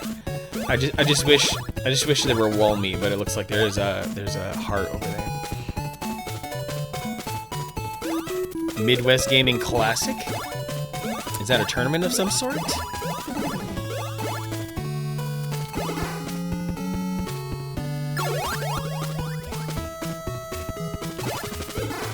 Because there's already the Retro World Series that I have my eyes on, and they're going to have a Mario Kart 64 tournament later this year that I really want to go crush some skulls in.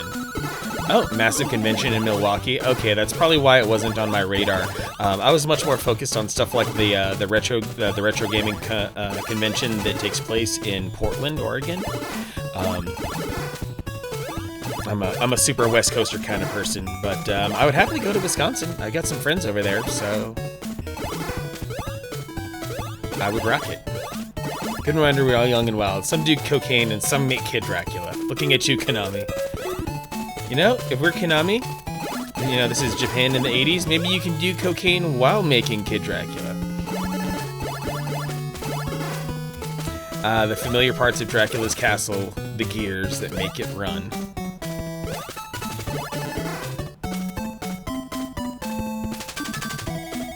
Probably best to avoid Goodwill until COVID passes, places of breeding ground. Oh yeah, Goodwills were hella sketch to begin with.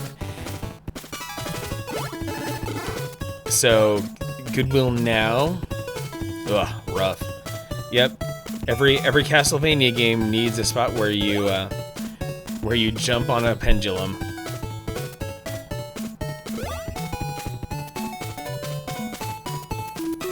Is this one of those platforms where, yep, one of those platforms where if you jump on it, it rotates. Actually, this song sounds like a happy version of a somewhat familiar... It sounds like a happy version of some other Castlevania song, actually.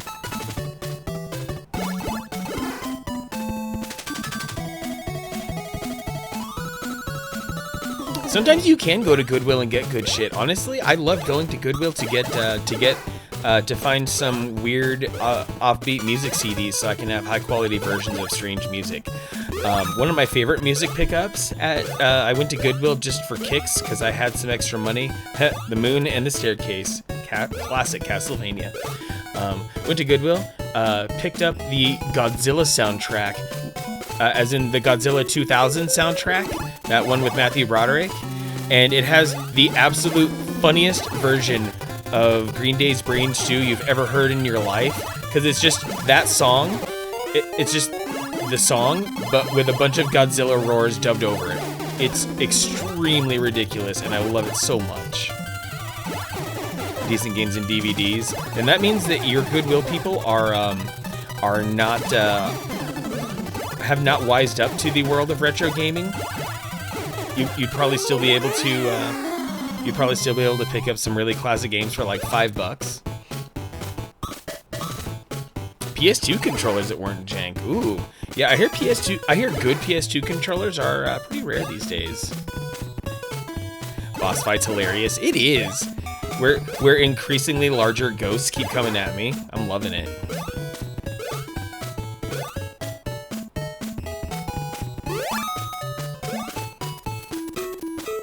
Also back from AFK, and fuck this game also is in The Last of Us 2.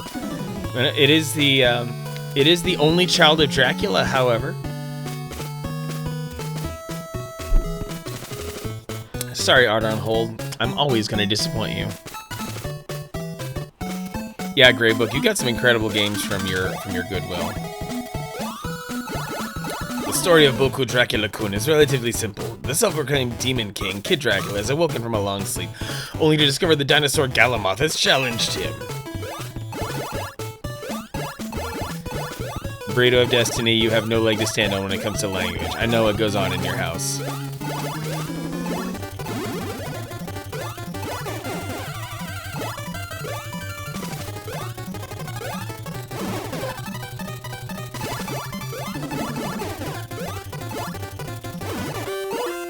Yeah, run away, little ghosty.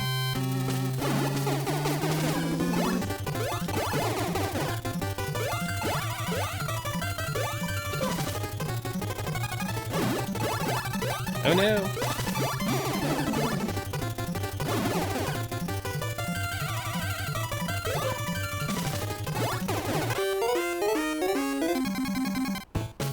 It's a wiener ghost. A Castlevania game that uses hearts as held unheard of. Yeah, that's also weird. Totally bucks all the bucks all the conventions of everything we know and love. Oh boy. I politely asked you to refrain from talking to Art on Hold about what is or is not Japanese, because I'll just say the dude has some knowledge. Contrix, it was the late 80s, all boss fights were bullshit. And also, I'm playing terribly while trying to keep track of chat, so there's that too. If I actually were playing in some sort of serious manner, I would be doing much better. Promise. I'm just fucking around at this point, Contrix. I'm just enjoying my time hanging out with you guys.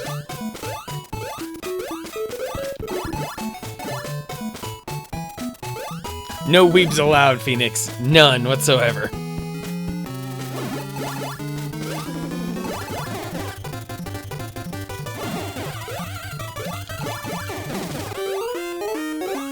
Go crying to mama, little ghosty. Yeah, get the weebs out of here. Make them go eat their sushi in peace.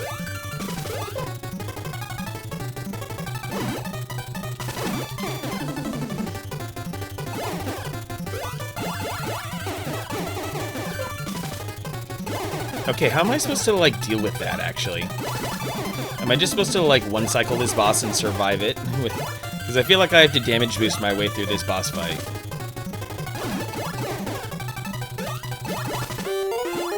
Okay.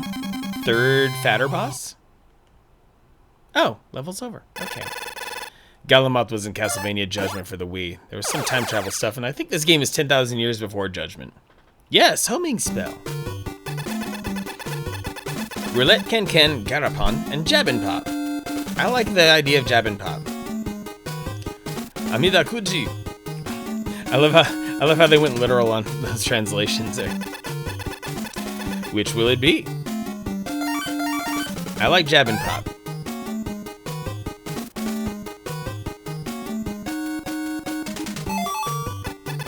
Let's play Jab and Pop. It's great they forced this game into canon. What is Jab and Pop? Jab me, stab me, scratch that itch for me. Oh dear. Jab me, stab me, scratch that itch for me. I'm just gonna leave that one alone. You need to bring more coins. See you again. Aw, it's because I died. Yeah, my poor Wii U is collecting dust, even though I had a lot of fun with it. Probably because I played a shitload of Breath of the Wild. Oh, hey, there's one of those. There's one of those alleged coins.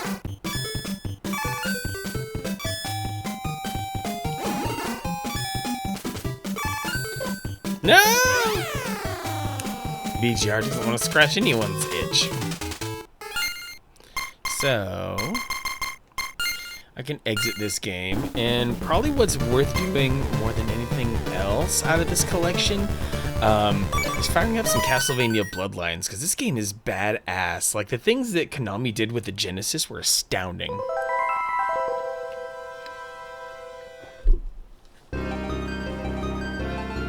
Oh yeah, Bayonetta is incredibly rewarding, Phoenix Zombie. Bayonetta, in spite of its kind of, I don't know, kind of one-dimensional gameplay, it's still a lot of fun. I played through like almost to the last boss on Bayonetta. I should really go back and try to like finish it. That would be smart of me. But like this intro cinematic is just so badass.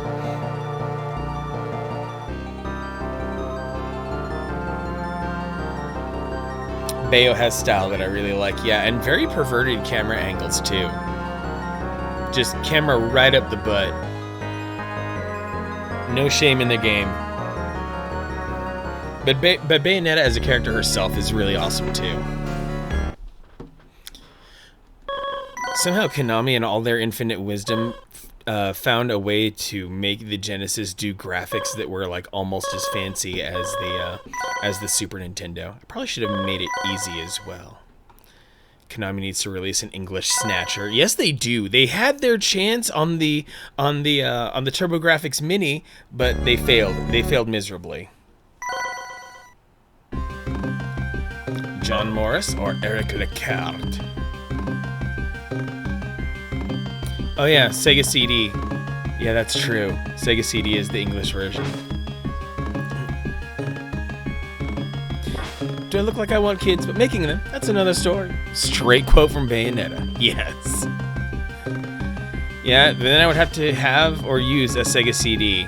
Well, that's why you get that's why you go and save up a few pennies and get yourself an EverDrive Pro. that has an FPGA Sega CD and emulation. Yes. Bayonetta was great. Mindless combat was not as good as Devil May Cry, but it had style.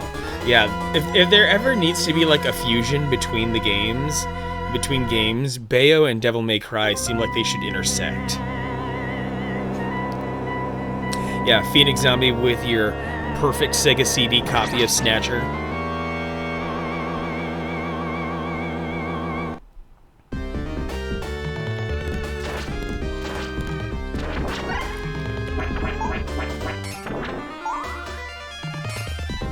We love that classic Castlevania music.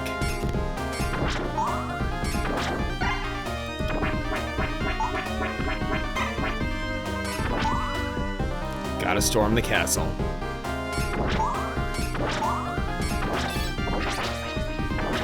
The castle that is now broken and rotting as it's been a few hundred years since the events of the first Castlevanias.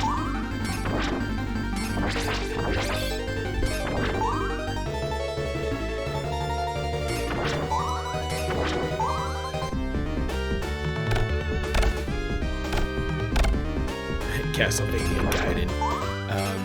Yep, currently playing some Bloodlines right now, Yugitu. Gosh, I hate the eyeball enemy so much. Eyeball enemy was always garbage. Yep, first level is just, hey, capitalizing on a bit of nostalgia. Castlevania has always been really good at referencing itself in certain ways, so why not bring back a nice little quick tour of the entire castle for the first stage of this game? Might as well. Whoa! Did not know I had that axe attack available. I probably used a lot of rubies, which is the currency of this game. Not hearts, rubies apparently. But then notice the new generation of the EU didn't have the blood-dripping title screen.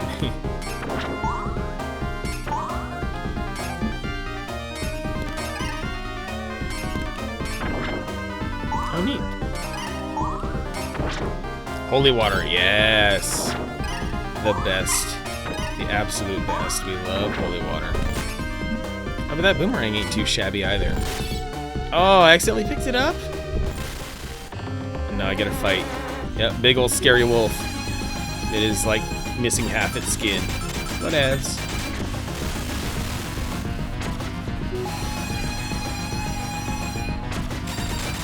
That glass shattering effect is really impressive too.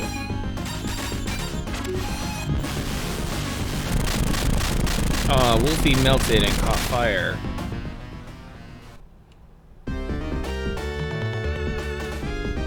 Oh, there's more. Castlevania 4 your favorite, but to be fair, suck at Castlevanias. Castlevania 4 is also ridiculously hard.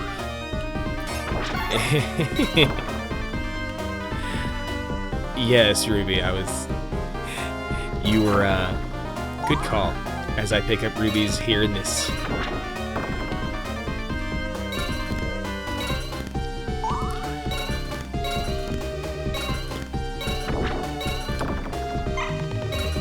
Rubies help me become a badass here in Bloodlines. Get the itch for Castlevania every October. That is a very sound reasoning.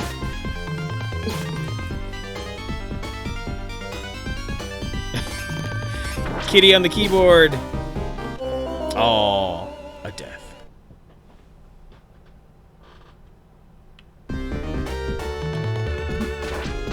I just had the leather whip like a lame. Yeah, good kitty loves streamers too. But really, like depending on the streamer you watch, sometimes the best part of a stream is when the streamer's cat just starts wandering in and interrupting the streamer, and then you just see the streamer cope with the presence of this chaotic cat ruining things.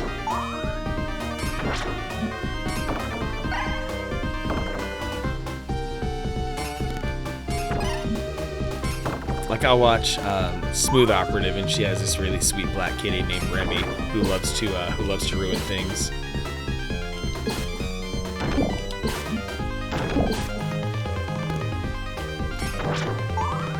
John Morris is left-handed. Gravebook, yes. Track Tactics and his cat Dino. The fact that if you get into Track Tactics stream and you build up enough channel points, then he'll do nice things to his cat on stream. And he has a camera that is trained on his cat because his cat just loves to sleep on his bed. So it's easy for him to just turn on that camera, and then he reliably knows that his cat will fall asleep right in that spot. It's like he has his cat trained very well, because his cat knows if he sleeps in that very spot, then there will eventually be treats and brushes and some brushy time when viewers do channel points. Wow, how am I not being affected by those spikes right there? That's very fortunate. Whew, that was scary. John Morris, left-handed, like Link. Everything is Zelda. Everything is Zelda.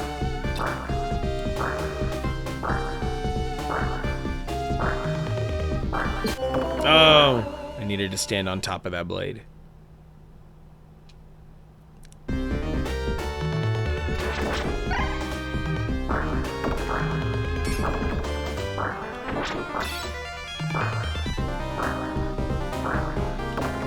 Ooh, the blade even killed enemies, which is really impressive. Until I took an axe to the bum. Yep, everyone's a badass until they take an axe in the ass. Not the kind of butt stuff you want to have on an evening like this, surely. Jonathan was left-handed as well in Portrait of Ruin. Yeah, see, I need to play more Castlevania, which is exactly why I need to get going on some Game Boy Advance stuff, because there were some amazing Castlevanias made for the Game Boy Advance. I have a Game Boy player on the way for my GameCube, and then I just need to order that launcher disc, and I will be freaking set. Castlevania lore is amazing. Oh, I can't stand on top of the blade. I just have to wisely jump over it.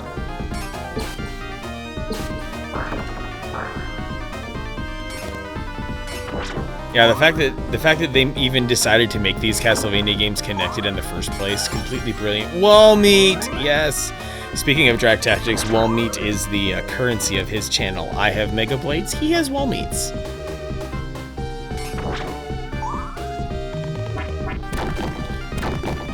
Yeah, because all the Castlevanias on Game Boy were just refinements on Symphony of the Night, which is just the best possible thing you could do. Oh, hey, we have the corner snake enemy, a staple of Castlevania.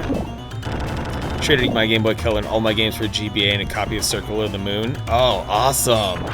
I mean, that was a wise move, especially because GBAs could play Game Boy games, so why not? That was a genius move on Nintendo's part.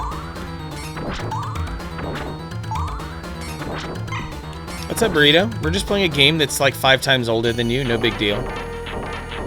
Need to get your 3DS back? Yes, you do.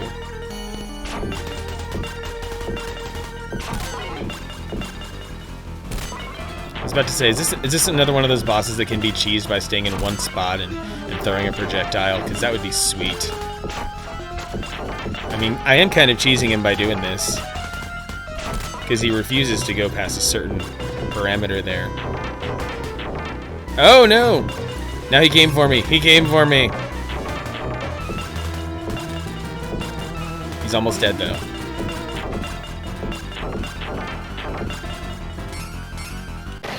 There we go. The GBA was so the SNES too. It kind of was. Except the GBA ran into the same problem that a lot of Genesis developers did, and they couldn't figure out how to program sound for it to save their own lives. So there were way too many games, including some of Nintendo's own, that sounded like complete dog shit.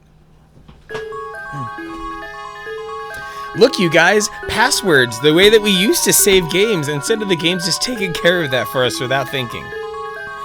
And yeah, BGR, hitboxes are weird on this game. It's true. You have a GBA Micro and a DS Lite. Don't super need 3DS, but I just want to play it. Yeah, something about the 3DS buttons just feel right. Yes, the Game Boy Pocket, the Game Boy Advance SP. Yeah, the Game Boy didn't have a dedicated sound chip. They took the Nintendo 64 route with it, and it kind of suffered as a result. A dedicated sound chip would have worked wonders. And yeah, since they couldn't have fancy chips in the GBA cartridges like they could on the Super Nintendo. Also true. So that really limited things.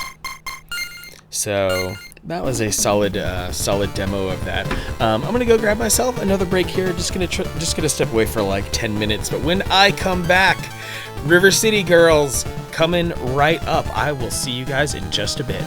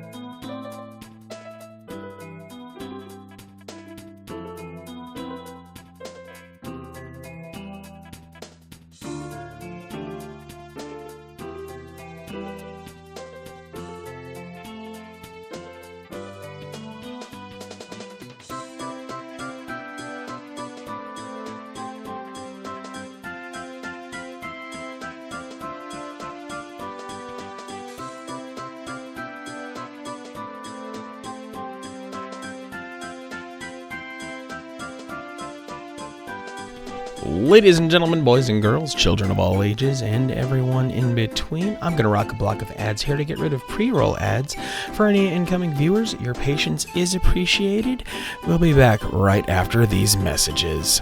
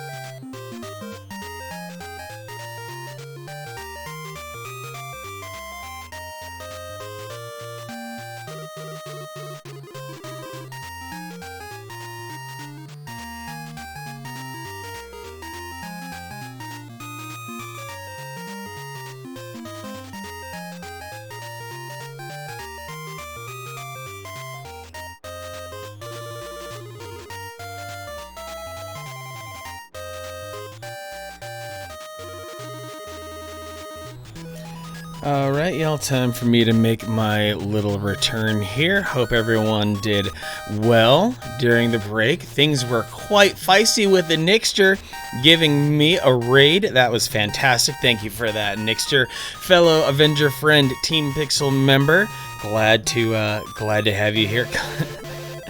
Loving the Super Mario Odyssey music, yes indeed. And Navigator, getting yourself a Hydra Mini, yes! Oh man. That probably started really confusing a lot of people a couple years back when a bunch of people in the United States started picking up a bunch of European SCART connectors. Like, what the heck are these weirdos doing with all these SCART connectors? And sure enough, it was a bunch of retro gamers being huge geeks with their retro consoles. So what it comes down to, Navigator, just showing things off. Thanks, Gravebook. Got the SD reader here locked in the front. This is just my spare GameCube. SD reader locked in, and then down below I just kind of showed this off earlier, like it's not fully functional yet. Got my SD to SP2 rocking in there, Navigator. So that very awesome Game Boy player that you linked me to over the weekend, that has shipped. It should be to me soon. The Nixter with the sub. Oh my goodness, the Nixter subbing to me. I'm honored. I'm very grateful. I'm very flattered. Yeah, waiting on the Game Boy player, but I do not have a launcher disc yet for the SD card. So I'm gonna have to go hit the hit the Code Junkies SD Media Launcher, and yes, that will indeed give me the boot disc that'll seal the deal on this GameCube. Nixter, found a bunch of GameCube stuff at your dad's last weekend, and Nixter, if you have I hope you have the older model GameCube. Check your GameCube, see if it has both ports on the rear. If it does, if you have the digital output port, the Nixter, then you should really pick yourself up a Carby, and that will help you easily stream from it. The dude from Insurrection Industries says that the Carbys are going to be back in stock. So what you can do, there are a ton, not a ton, but there are products out there that leverage the digital port on the back of the GameCube so that you can get nice, crisp, clean 480p digital output from your GameCube right into HDMI, and that's what my stream leveraged the competing product, the Eon GCHD, which is much more expensive. But yes, very soon the Carby will be back in stock on the Insurrection Industries website, and you will be able to get HDMI from your GameCube with a simple dongle hanging out the back. And yeah, thankfully Nixter has the good GameCube. That mod for the DOL 101 GameCube is it's a lot. It really is a lot. And yeah, make sure you put in the B button. And see, that's actually the interesting thing, is that a lot of games will just automatically come up and prompt you for progressive mode without even the B button. So I was kind of impressed by that. Oh, you got it the first week it was released? Awesome, Nixter. Awesome. And Cabal, yes. Lots of SCSI drive action, or GameCube SCSI, whatever that equivalent might be. Yeah, Swiss can force 480p for a lot of games. I don't think it really breaks too many games either. Like a lot of games, if 480p is forced, the game deals with it. If it doesn't deal with it, then it runs just fine. So, to cap off this little stream here, to cap off the streameroni, thank you, the Nixter, for entrusting your community with me. Let me go bring this stream home here. Gonna go hit that magic button. I know it still says Blazing Chrome down at the bottom because that's how the stream started, but there will be chapters written so that we can get into River City Girls. I've been excited as hell for this game. I missed the boat on the Limited Run Games pre-order. I missed the boat on getting a physical copy of the Asian version from PlayAsia.com. Man, I'm old enough to pronounce SCSI correctly. Yep, I barely got in on the cutoff to know about SCSI. So, original Pokemon Red cartridge. Oh man, the Nixter, you might have to bust out the soldering gun and make sure that you can that you replace the battery, because I bet that battery is not doing too hot right now. Video Games New York for a physical copy. You Navigator, you and Video Games New York. That place seems like such the hookup, an impressive hookup of a place. So for those of you who had sharp eyes earlier in the stream, you saw that River City Girls got downloaded and installed during my gameplay of Blazing Chrome. So this is the first time ever that I'm launching it. Still a save file. Awesome. And yeah, I have a couple local video game shops that I'll check first. Oh yeah, Cabal, you super East Coaster, you. Video Games Brooklyn. Yeah, it is a proper brick and mortar store. Yeah, I'll let Navigator handle all of that. So, all right, tap tap tap, sound check. Okay, River City Girls, here we go. Gonna let this intro wash over me. See what kind of nostalgia happens. I mean, I'm probably not gonna play it forever. Maybe like 30-40 minutes, but we'll see. Kira Buckland. Wow.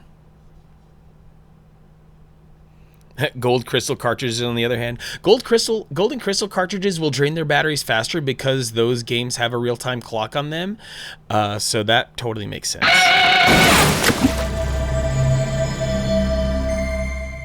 Arc System Works. Way forward. Ooh, is it too loud?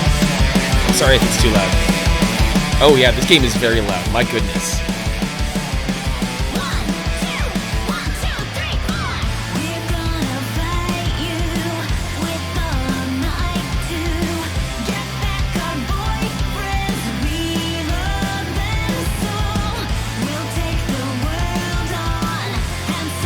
Yeah, I just put a leash on the game audio here because my word. But this intro is fantastic. That was badass already.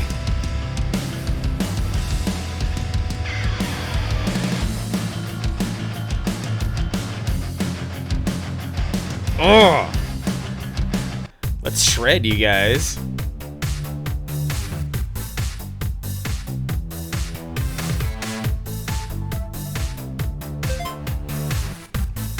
Definitely an anime intro, Contrix. This game is a descendant of the Kunio-kun series that started back in the day with River City Ransom. Included a bunch of other games as well. There is, in fact, a collection of games out there that is specifically called the Kunio-kun collection.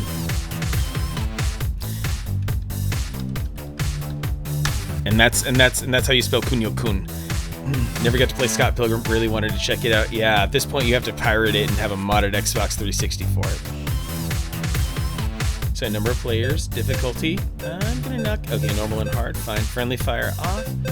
What settings are hiding here? What could they possibly have for setting? Music, SFX, voice, language. Ooh. Okay, it changes everything. Subtitles on, text speed, let's crank that up. HD rumble on, sure, this time yes. Because I was hoping I could have like Japanese voices but English subtitles, but no, I can't do that much weaving in one set apparently.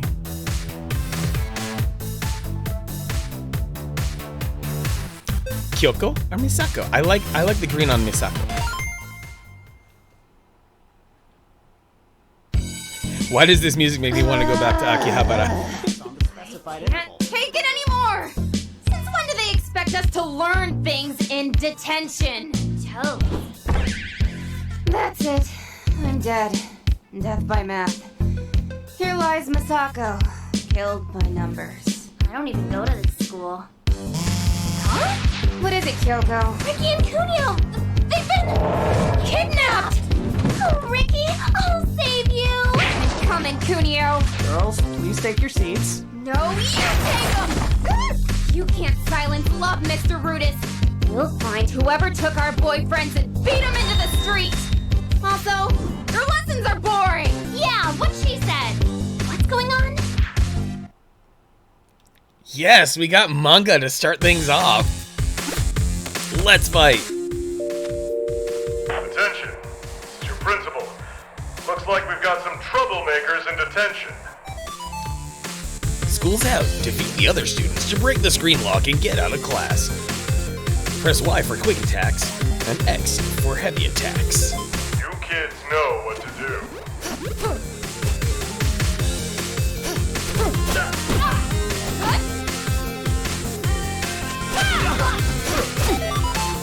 Grab them. Sometimes an enemy will become dizzy after being attacked repeatedly. Walk into them, grab the enemy, then throw them or attack them with Y and X.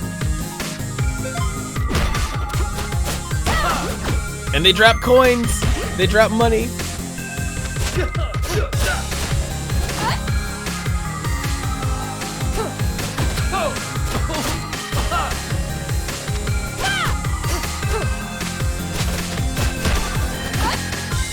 Just use her backpack to just straight up uppercut him. That was freaking sweet. Oh no.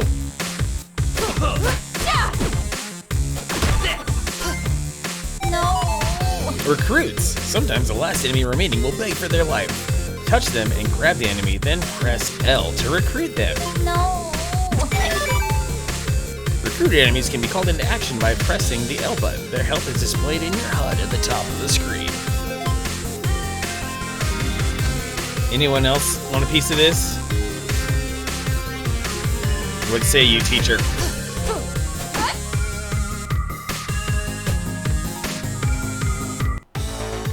Other way forward beat 'em up stars? Good to know.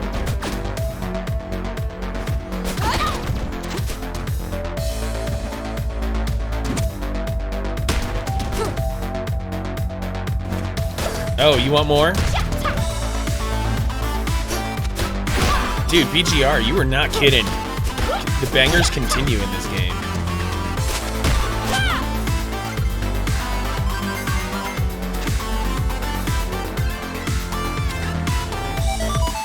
Locked out. Whoops, you can't get in here yet. Come back later after finding a way to get inside locked doors. Oh yeah, that's right. Streets of Rage 4 I need to pick up next. That one will be worth it at So full what's price. the plan? Break out of school, find our boyfriends. Weapons. Press Y to grab weapons. Use them with Y or throw them with X. Weapons break apart after too much use. Beat the life out of whoever took them. Beat Good the plan. life. Thanks. You hear just that? came up with it. Whoa. You are like crazy smart, Misako. Map markers. Look for this icon when important markers are added to your map. Press the start to access your map when you see the icon.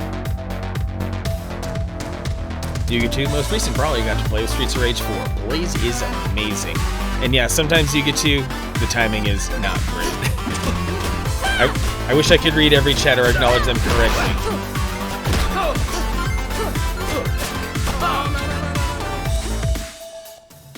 Map markers. Oh, I'm in a labyrinth here.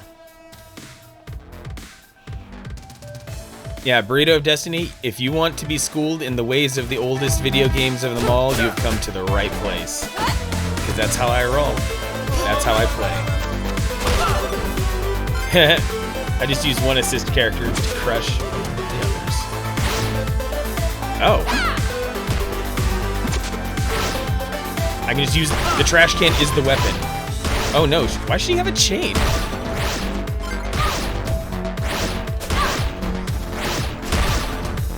You're so mean. Almost vegetated. Yeah, it is a bit late for you. Ooh,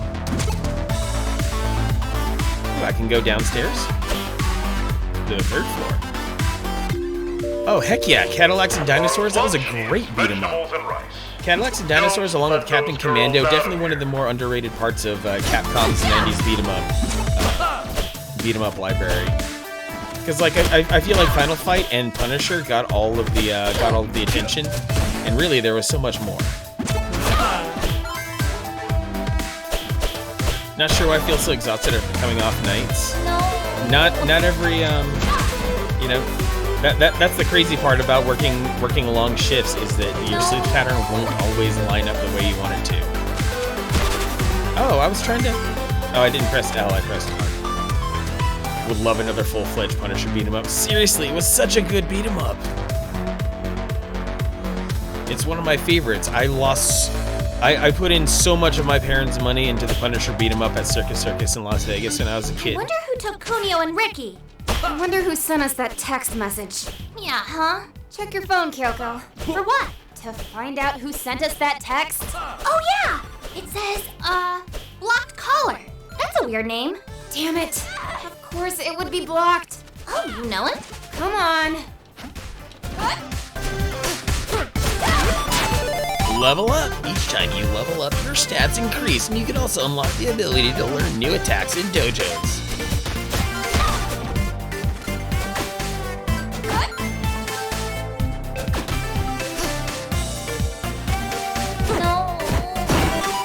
Sabu statues. There are 25 statues of River City's resident crime boss hidden throughout the game. Destroy all 25 to earn something special. Yeah, the dialogue is great.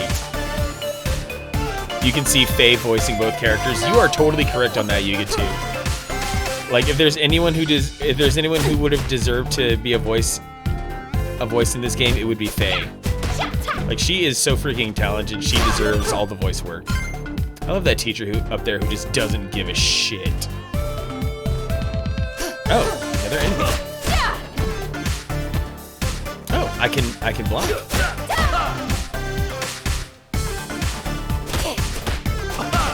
Oh. A baseball. Teacher don't get paid enough. Yeah. Even in the world-renowned Japanese school system, doesn't matter. He's just gonna keep reading his paper.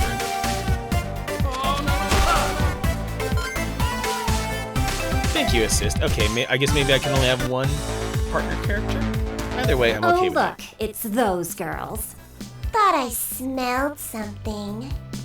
Hasabe, Mommy. Hey, Misako.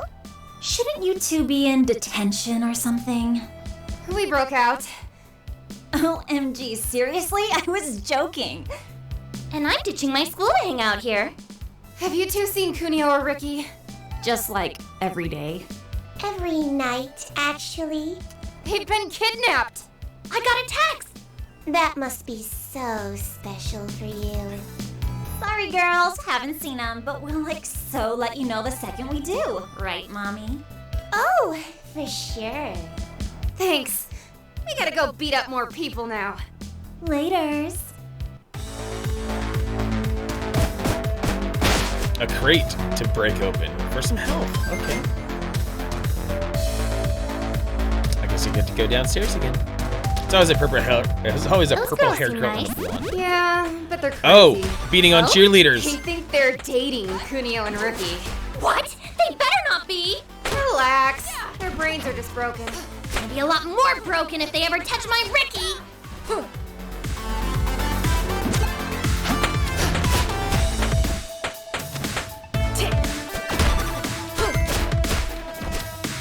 Yeah, this is probably the closest we're gonna get to proper Scott Pilgrim. Unless that somehow gets a re-release after like a bunch of legal clearances take place.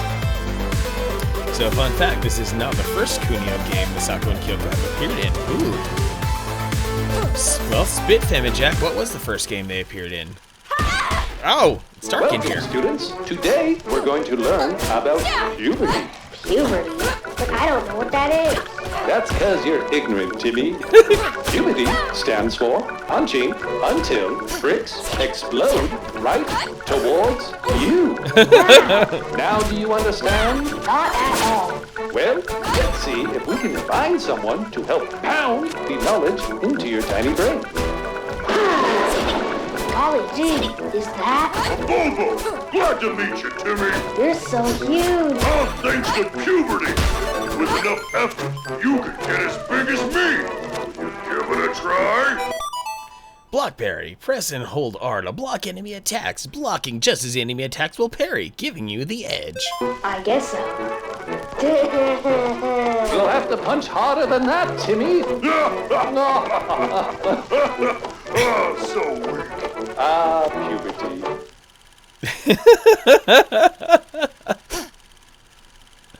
Take care, Robert Headley. Thanks for hanging out. Have a good night. Downstairs. We'll exit through the front. Great plan. I just hope Miss Suzu's not here today. Oh, geez, what if she is? You gonna let a 300-pound security guard?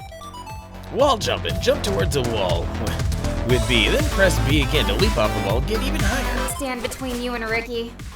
No. I love just stomping your enemies while they're down. It's so satisfying.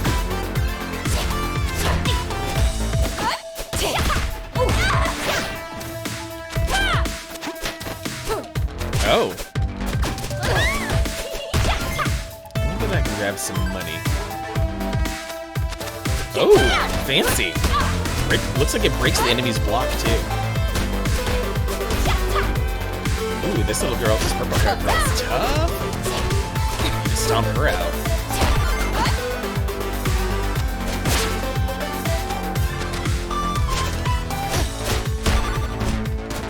Pretty solid combat system. Feels just a tiny bit kludgy, but I also can flow with it. Yeah, really great animation going on here. Okay, both the R buttons do that. Okay, and then there's the cheerleader friend I made. Now down to the first floor, finally. Today is School Spirit Day. Show your school spirit by destroying those girls.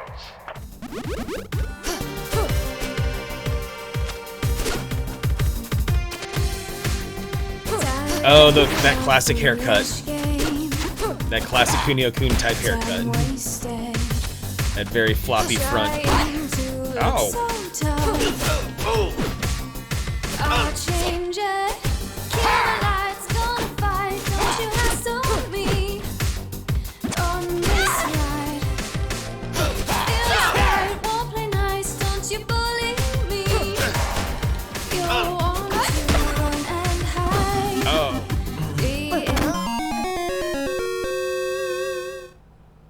As soon as you start learning moves from the dojos, the combat system will click. Yeah, it definitely does feel like something is...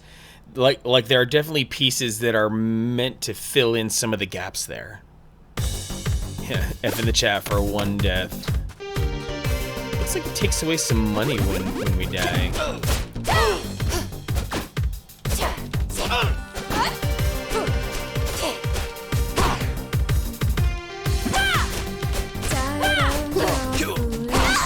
Yeah.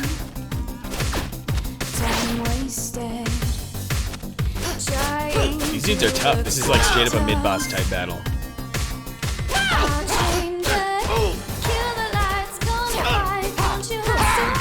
Does every song in this game have to be a banger? Like seriously, this is so good.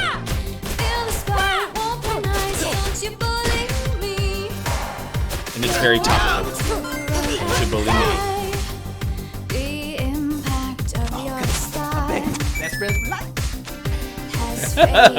The hair flip, perfect. Oh!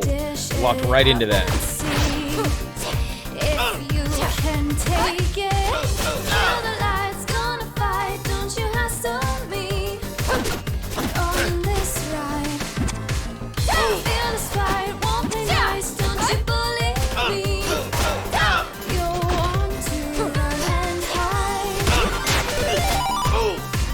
Jump hammer, aerial. Yes! No, you need to die, motherfucker. Another statue. Can't help but reference God tier anime from time to time. A real Kuwabara would never attack a lady. Okay.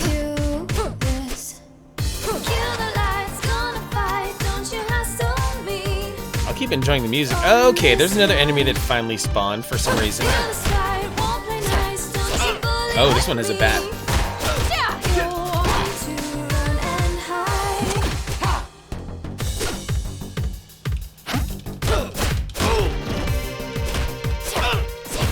Bats for everyone.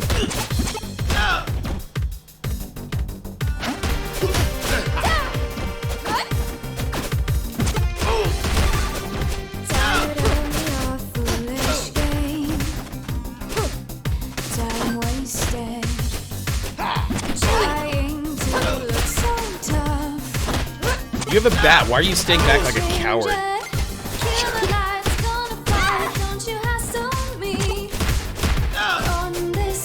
juggled him with a bat. Awesome. Now I'm gonna break that bat over your face because you freaking deserve it. Okay, this way. The impact of your style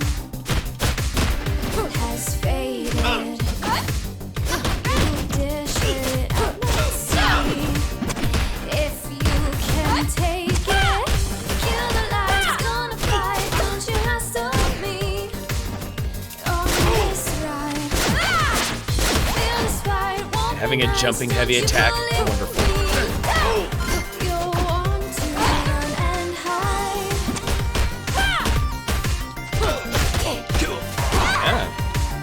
Seriously, this song is so good. Like this song should be happening on a game that's like twice this price. Accepting your assault. No more. I'm breaking down that wall. Let's do this. Kill the lights, gonna fight. Don't you hustle me on this ride. Feel the spite, won't play nice. Don't you bully me. You want to run and hide. Okay, I thought being able to stand on the nets would lead to something interesting.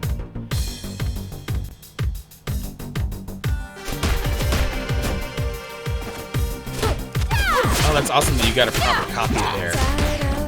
Alright, take care, Navigator. Thanks for stopping by. I hope you have yourself an awesome night, awesome sleep, and I'll catch you around on various places on the interwebs. To look so tough. I'll change it. Kill the lights, gonna fight. Don't you hustle me on this ride. Feel the spite, won't be nice. Don't you bully me. You want to Seriously, that jump hammer is amazing. the impact of your style has faded. Wait 4 games are all you buy. I'm enjoying the heck out of this. And yet another banger of a song.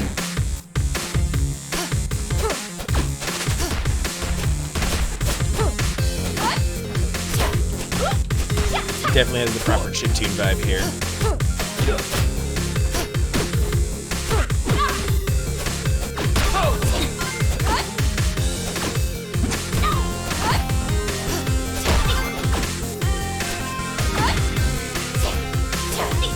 Stomp right on her face.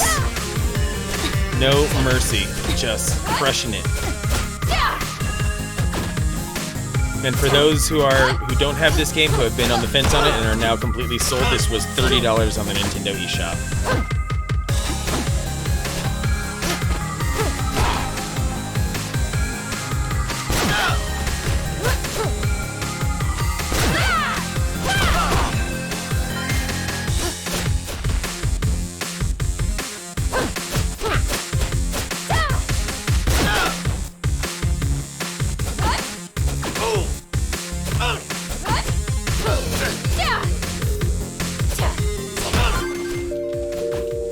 You students are a disgrace. Oh well, at least chill stuff.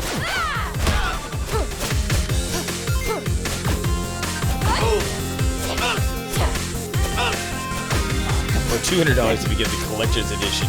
Oh, you so fancy, BGR. Fancy. All that for 1 apple?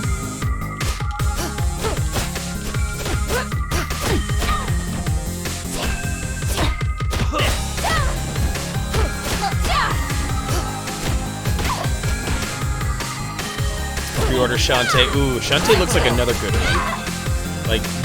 Like every single Shantae game has been fantastic. So there's no reason not to try to pick up the next one, because the next one looks like it's going to be the most ambitious yet. Yeah.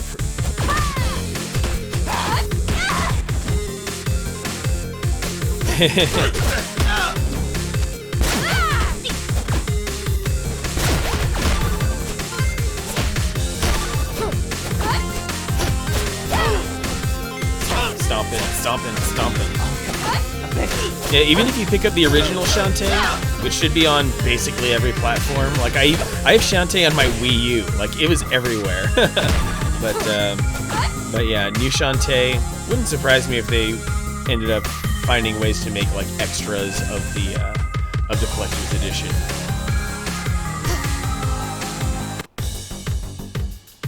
Whoa, lots of enemies in here.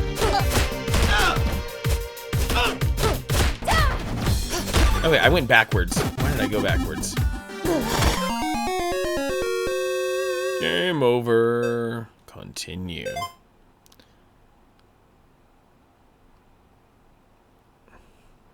I think next death I will wrap stream. Feels about right anyway.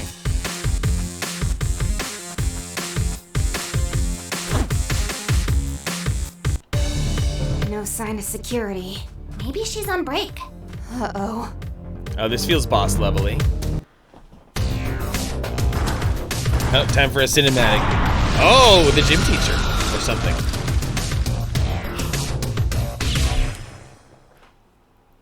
Yeah, 2 minutes. Out of our way, Miss Suzu! Yeah, we don't want to hurt you. Hurt me? Ha ha! You scrawny runts couldn't hurt a fly. No way! Flies are easy to hurt. As part of the school defense force, it's my job to keep idiots like you from sneaking out of class. But you don't even go to this school. Shut up! I'm trying to earn extra money! Don't act like you're smarter than me. I've been in high school for 7 years. Ain't nobody smarter at school stuff than Misuzu. I don't care how big or how dumb you are. We're getting out of the school right now. Yeah, we gotta save Kunio and Ricky. So go punch through another wall until you figure out how doors work. Oh, that's it, you little turds. Time to get flushed. Flushed. Misako versus Misuzu. Get over here.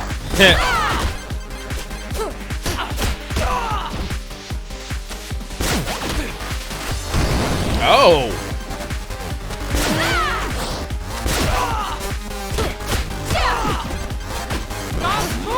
Uh-oh. Everyone has a power-up move.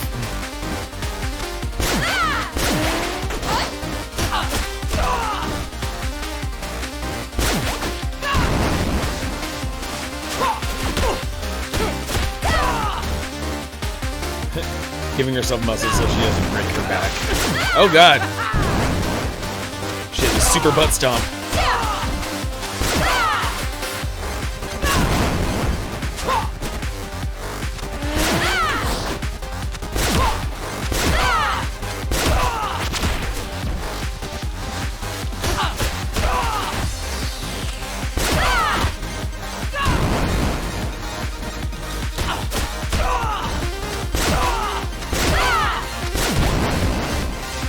She looks like she pinches Terminators. Oh god! She's powering up even more. She's tearing at her buttons. Oh man, that was a great boss fight. So with that, a promise is a promise. So you guys, it's been a super awesome stream tonight. Just kind of getting back to my roots here a little bit, going and having myself a medley of games that just bring a lot of joy. Coward, get back in there. I know you joined late, Family Jack, but regrettably I am human, so I have to do some human things and take care of all those things. But it's been an awesome stream nonetheless. We're gonna go ourselves on a little bit of a raid, you guys. Gonna go raid the very awesome, very sweet, and to continue the theme of Canadian that the Nixter brought on, gonna raid Cat Link. She is currently rocking Clock Tower of all games. Yes, she's keeping it retro tonight. So say hi to Cat Link, and you have a good night, Nixter. Thanks for everything. Crimson, poor Crimson. Oh no, you just got here. Okay, so I will see you guys on Thursday for Ocarina of Time Master Quest. Until then, thank you all. I love you. See you later.